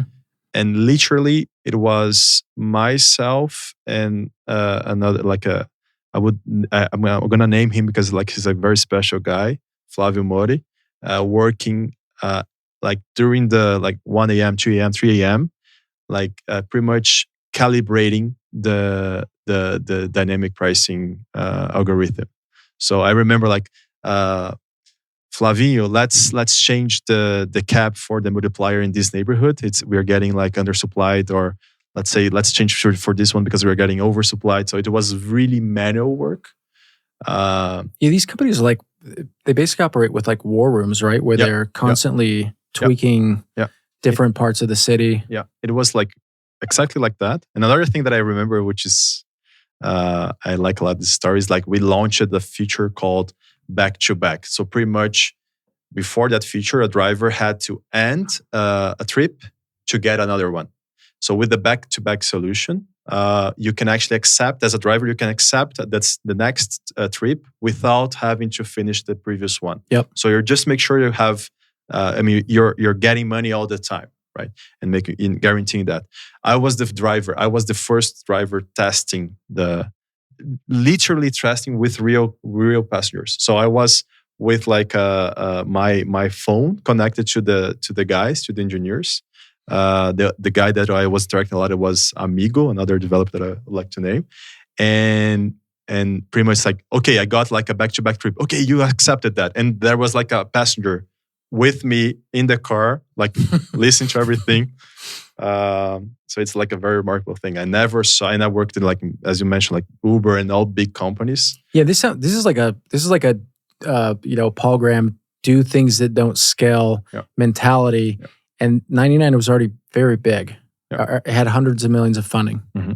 Yeah, it's And the interesting thing is that those moments, you connect with those people for the rest of your life, right? Mhm. So, uh, and you can even like benefit from that. Like we also have many developers in Mara that come from this history of, oh, we worked together in '99. Everybody knows Ariel, but some of them also knew me because of those special moments, right? This phenomenon has happened with a lot of startups that came out of Nubank, engineers that started companies, and kind of the Nubank mafia kind of follows them around.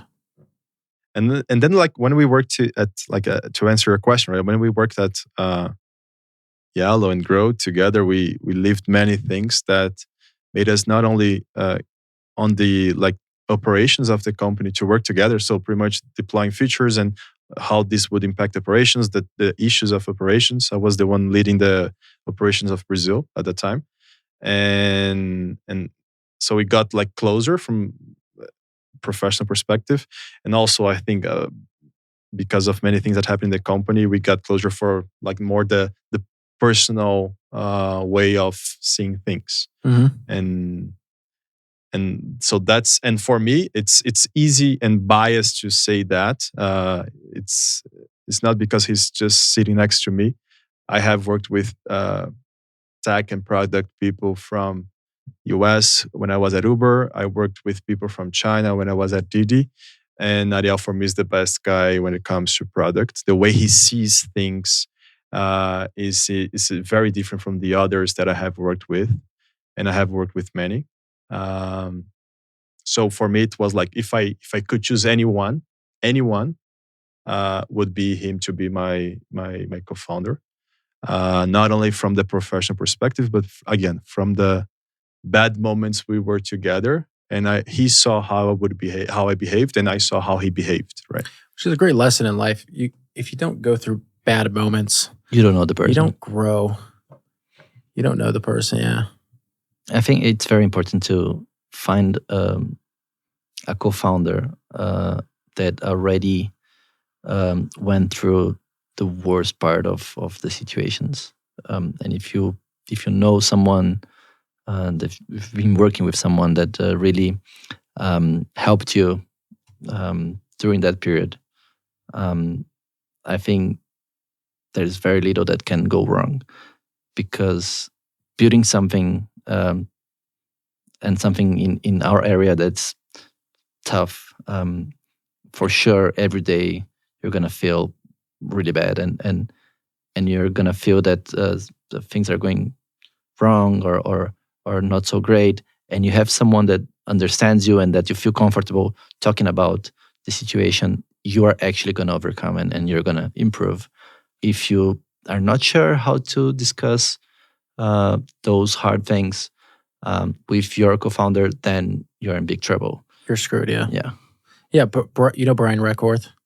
Brian says that when you're doing a startup, the worst day of your life and the best of your life is the same day. And this is like, Totally true. you know, I've heard other people say it's like, yeah, like every time we have a good day, we I don't know if this was you telling this to someone else. Every time they have a good day at the company, they decide to make it like a full event, and so the entire company will go out for drinks and dinner afterwards because they know it's going to be like another 30 days before they have another great day. yeah. I think that like knowing how to celebrate those moments is really important, like to like be connected. But I totally agree. Like it's a sequence of bad days. If you're not facing bad day, there is something wrong. Mm-hmm.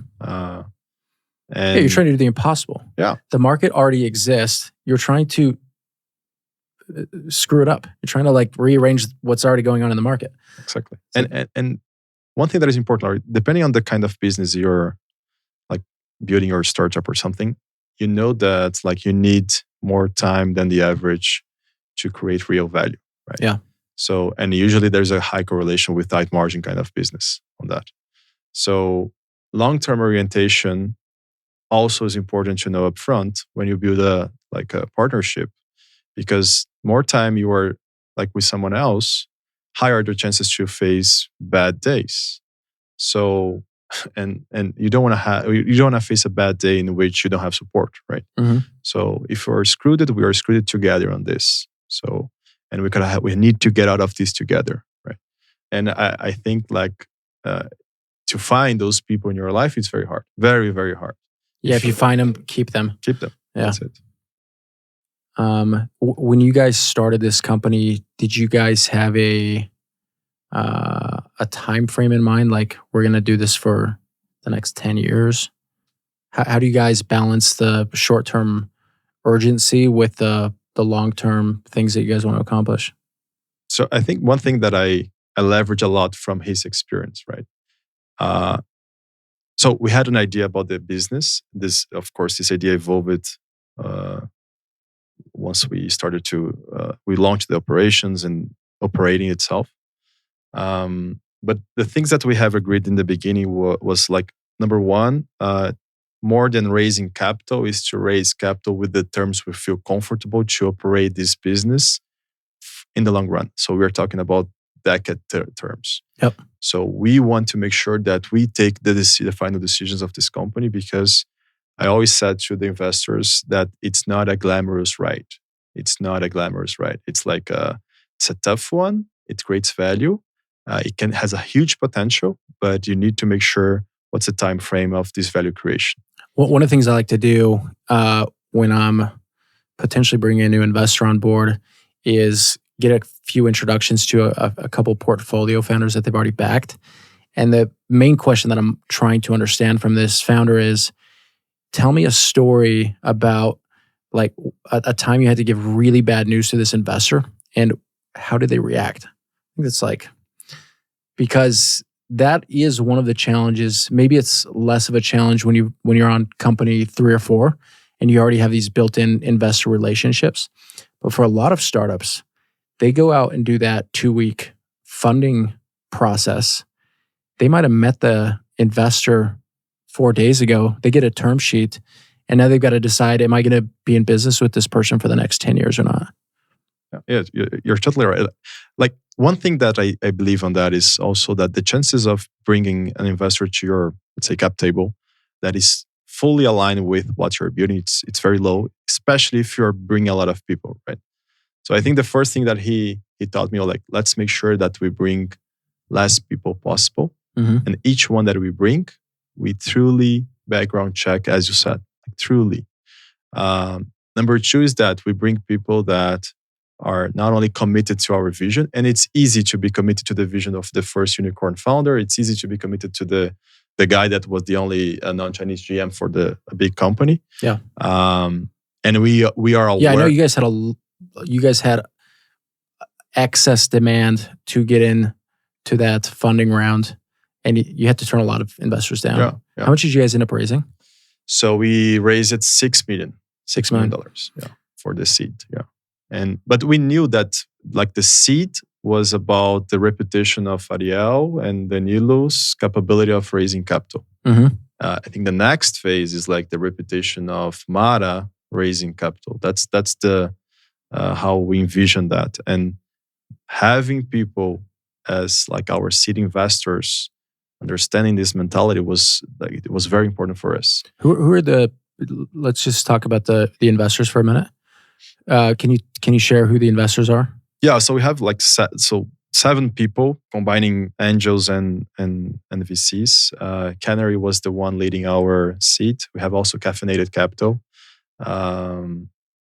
co-leading the round. And the other, let's say, 5 entities, they are a combination of like US, Chinese, and Brazilian experts in the field that we are operating. Right? So it combines like access to information that we can learn from others' experiences without having to invest a lot of money and time on learning things that have been found not possible paths in other parts of the world. Right? Yep. So yeah, you're looking at them as, this is not just a source of capital. It's easy to raise a seed round because of our previous experiences. So let's go try and find the best possible business partners that are going to help us build this business. Exactly. So knowing that you can access information, like very hard information to access. Can you give me an idea what kind of information we're talking about? So let's say there is a new business in southern part of China that I am aware that Didi or Pinduoduo made an investment, and I want to know more about this business, right? So it's much easier for me to connect to the ones leading that business and get a better sense of what are the things they are operating and how they operate.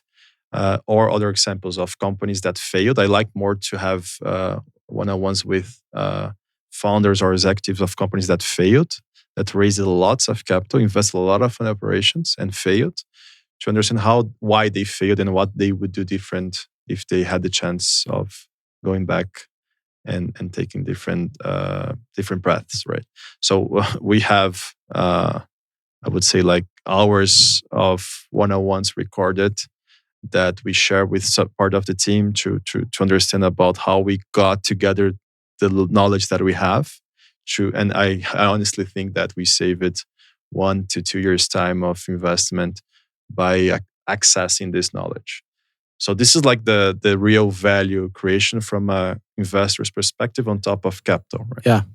The second thing is make sure that they are truly connected on the way we see Mara. So we are talking about, I think myself and Ariel, we are on an age that we truly want to accomplish things that can be impactful to the world that we live, right? So both of us, we have kids that they're very, very young, and we truly want to make their world better than the ones that we live or have lived so far.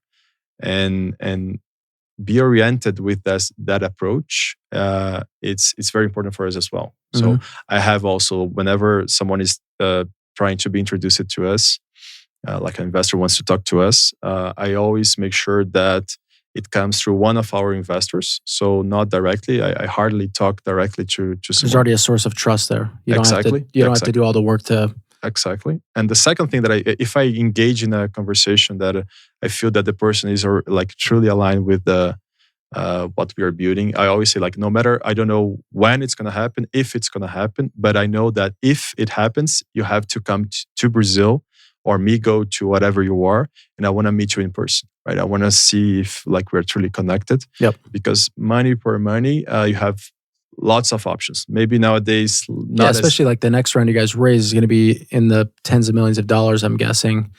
And yeah, if the person's not willing to get on a 10-hour flight, do you really want them as your business partner? Exactly. And I think like this kind of connection is really important as the way, of course, you're not going to find on an investor the same criticality that you need to find on a co-founder. But you need to make sure that in his span of attention, whatever time he dedicates to your company is going to be quality time, right?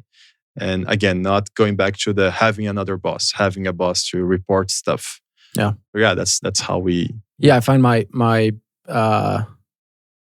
you have investors that you don't talk to that often. You check in with every few months, and there's other investors that you build that high trust with, and you can send them a WhatsApp, one line. Nothing's formal about it, and you can solve problems much faster. Yeah, I mean, I usually I give our investors a lot of like requests, so I ask them lots of things.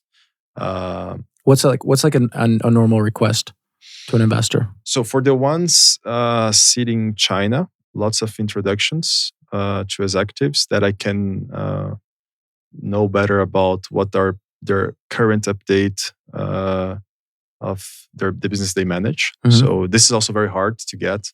Before the pandemic, when I was working at Didi, I would go to China every 3 months, and I was pretty much updated with everything.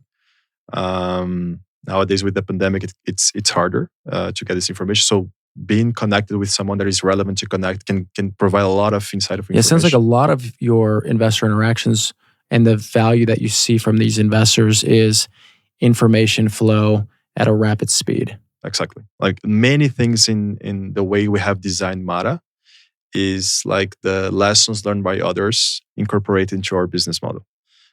We of course we have our lessons learned because we are localized business, but we truly made sure that we were at least listening to those pains. And okay, is it a possibility to face the same situation in Brazil? Yes or no?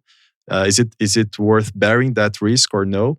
So that was very important for us. So you approach a problem. Some of it's first principles thinking. Some of it's what's everyone else in the world doing in similar markets. Maybe there's some inspiration there. Maybe there's not. We can test those things locally. And exactly. And so this is like for the one sitting in China. For the one sitting in the US, is introducing ourselves, Mara, to those big FMCG companies.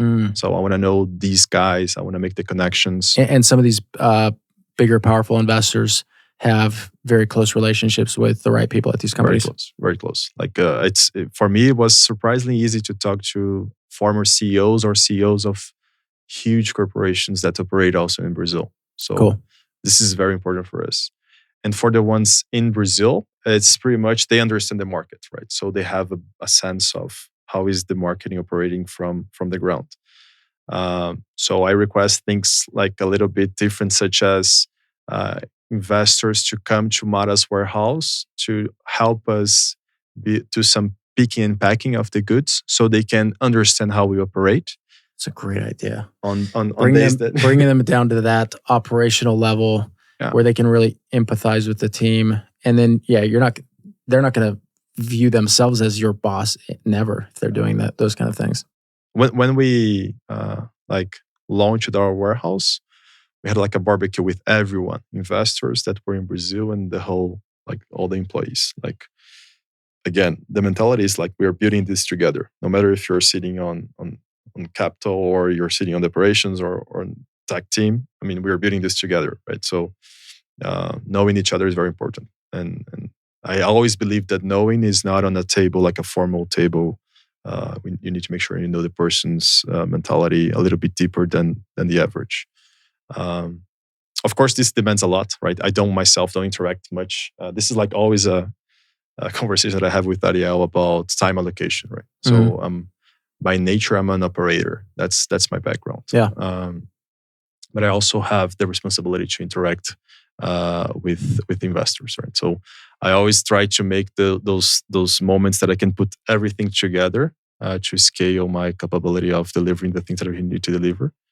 But also something very important once we actually raised our seed round, knowing that we would need more time to think about Series A to focus on infrastructure, right? Mm-hmm. So we need to make sure that we have good enough time to build infrastructure in a solid way. So one of the things I see that you do differently than a lot of founders is the things that you're building today are, it's almost like an MVP of what if this thing's 1,000 times bigger in a couple of years, did we build it right? Exactly that.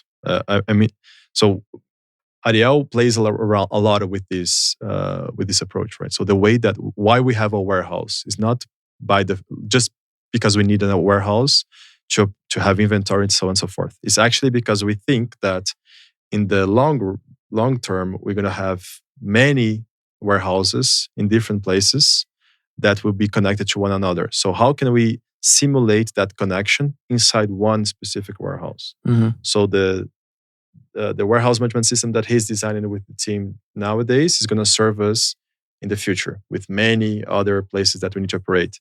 The transportation management system that we are designing today is also going to be present in the future.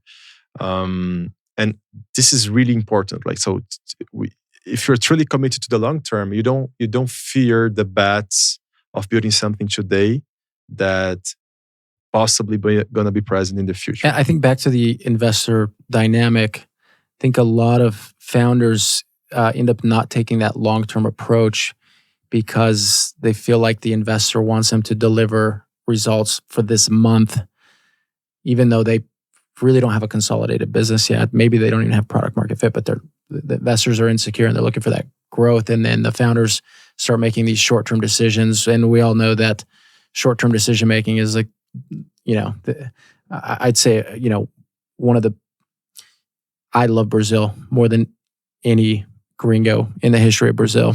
But one of the underlying challenges in Brazil's culture is short-term thinking mentality. It's very hard for Brazilians to think very long-term. And this creates a bunch of cultural issues at the end of the day.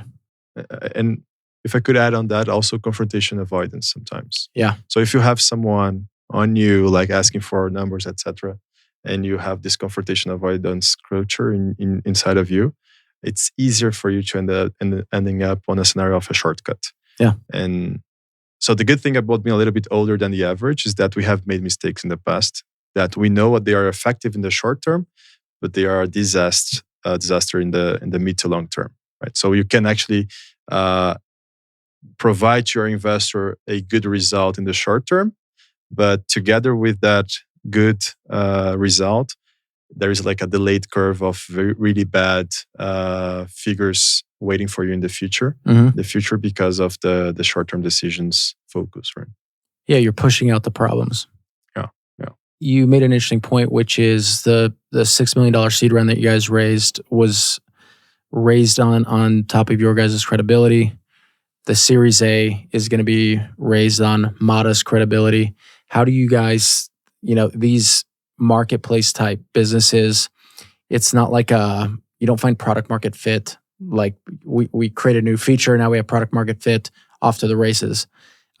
There's so many different variables to get there. How do you guys talk about product market fit? Is that kind of the framework? How do you guys think about all these things coming together so you can say, okay, we've got an interesting story to go tell the market now, and now we can think about that growth stage. Maybe the growth stage isn't even at the Series A. Maybe it's more like Series A to Series B or something like that. But yeah, so we operate in a specific neighborhood of São Paulo for specific reasons. One of them is like, let's make sure we have an environment that is really hard to operate. It's one of the toughest regions to operate that specific model that we have designed. And because we thought like if we validate our hypothesis on this environment and we find a path to get where we want, it's going to be easier for us to multiply that to more neighborhoods, to more cities, so on and so forth, right? So it allow us to operate with more in-depth analysis of and being closer to our customer, to our pickup point leaders, so on and so forth. It also allow us to give good enough time for us to understand the problems and design solutions that are lived problems. So this for the tech team is really important. Like, okay, we need to focus on that because this is going to be present for us as a problem today, tomorrow, and the day after. Mm-hmm. At the same time, once you operate in a specific neighborhood, you can actually control your costs much effective than if you operate in larger areas, especially talking about logistics, right? That's how we approach it, our MVP, let's say. The second thing is that we always said since day one, like, okay, we're going to operate with specific unit economics. So negative gross margin kind of business, of course it grows, and it can grow really fast depending on how negative you go. It can go a little bit not that fast if you're more cautious about where you allocate your costs and how you allocate your costs. So one thing that we have designed, we said like, okay, we offer goods, right? So make sure, number one sentence in the company is let's make sure that whatever is sold in Mata, you have a positive markup, meaning that you're selling goods for a higher price than we procured. Mm-hmm. The important thing about having that is not always going to have the lowest price of acquisition, of procurement, because we don't have the volume, right? But it pushes us to develop tools that can allow us to capture those good moments of procuring goods at a low price. Mm-hmm. So this defines how the muscles that we are designing the company. The second thing is that, okay, if it's a pure affordability or price approach, it's very easy for you to create value on that. But once you have to focus on positive gross margin figures, you're going to see that your retention curve is going to be deteriorated very quickly. So our boundary condition is unit economics, positive markup, and we designed the path to positive gross margin figures. Gross margin figures meaning logistics, losses, warehouse, take rate, commission, the cost of the good, that's packaging, everything. Yeah, if an order comes in, you're not losing money on a per unit basis. That's it. The second thing is like, okay, to measure the real value creation on this boundary condition, let's see the retention curves. In our case, retention 28 days after first order, second order, third order, so on and so forth. to see if this number is increasing depending on the number of orders you get, and also depending on the cohorts of entrance of these customers in our company. Mhm. So this way we can actually understand whatever we implemented from operations, process, tech perspective, how this has impacted those retention curves. With this approach combined, we know that okay, we are in the right path, on the right path to get to the terms that we want, or no, we need to reshape things because we are not going towards the objectives that we have designed. So I think retention for us is very important. And another thing that is important in this business that we operate specifically is what we call the share of wallet. So share of wallet, like people, it's less about PMF. I make a joke, like it's less about product market fit and more about channel market fit, because everybody buys groceries. Everybody has to buy that, right? So if you're a Brazilian, you're not eating rice and beans, there's something wrong with you, right? So you're always buying that on a frequent basis. So the share of wallet becomes something relevant, which means not only how much money people are spending per order basis, because in our model we want people to dilute those orders, so to get better frequency, higher frequency, but more on how much money they are spending on us per customer per month. So in this way, we see like we are not only retaining that customer. This month they spend $20, next month 30. Yeah, but we are more present on their overall budget of they have allocated to their goods. So that's the combination. Like once you have defined the boundary condition of unit economics and you know the path that you need to get, then we check retention curves and share of wallet. That's the validation. And it doesn't mean that we need to reach positive gross margin in that specific neighborhood, let's say in 3 months, 4 months time. But we need to make sure that we are confident about the path that we are following, given the adjustments we made in the model along the way. Cool. What are you looking for in kind of the next phase of investors? Are you bringing the same investors back, new capital? What's the general philosophy?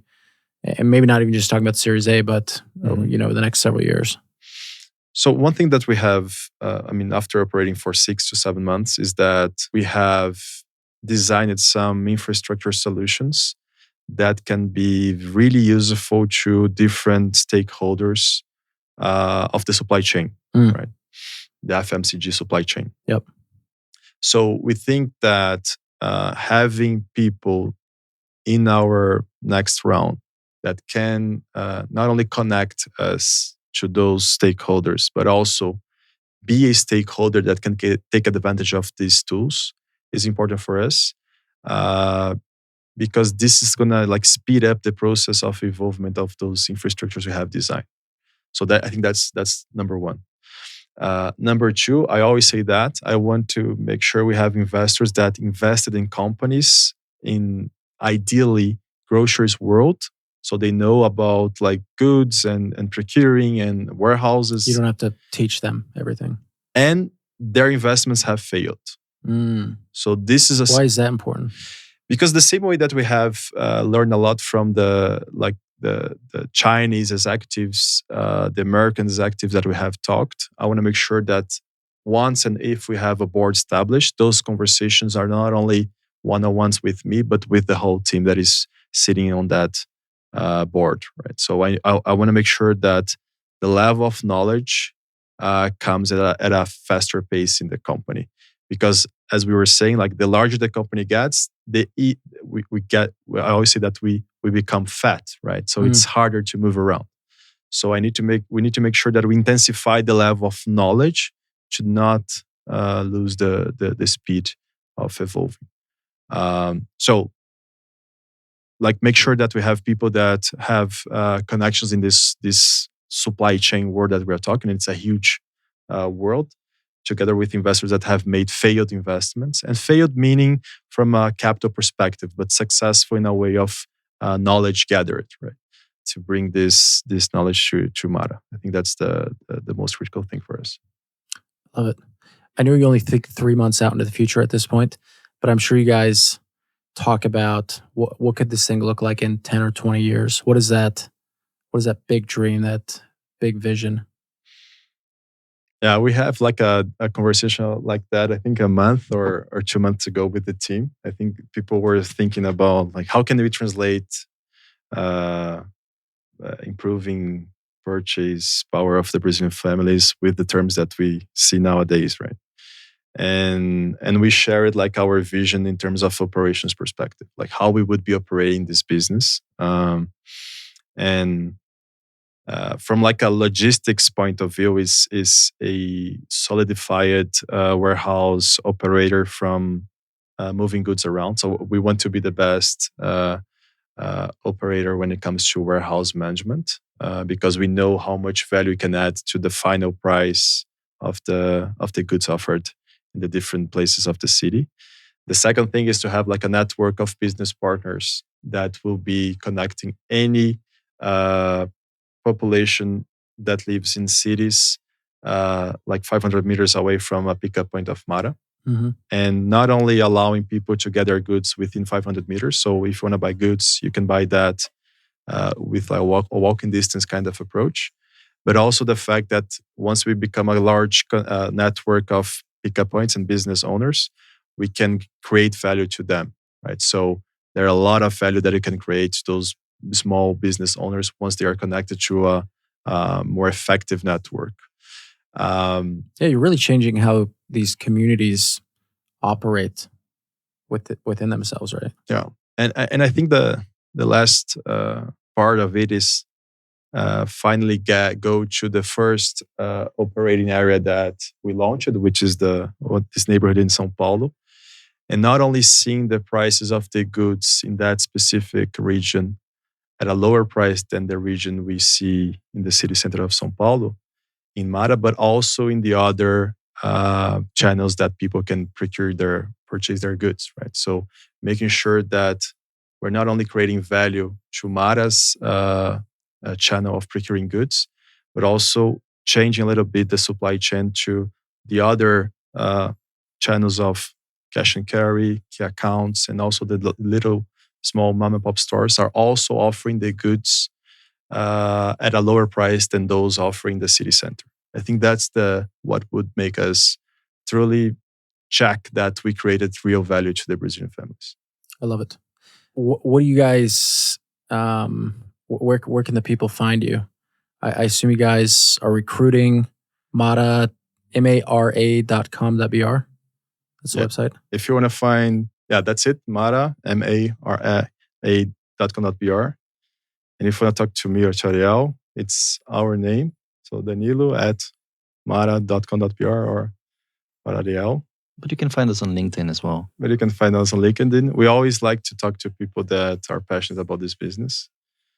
Not always we have the time, but we always try to make sure that we can talk to people that somehow are inspired by what we're trying to build. And that's it. That's it. Guys, this was amazing. Thank you so much. Thank you very much. Thank you. Happy to be here. And hopefully not only watch this episode, but all the other successful podcasts you're recording. I appreciate it. You guys are legends. Really appreciate it. Thank you. See you soon.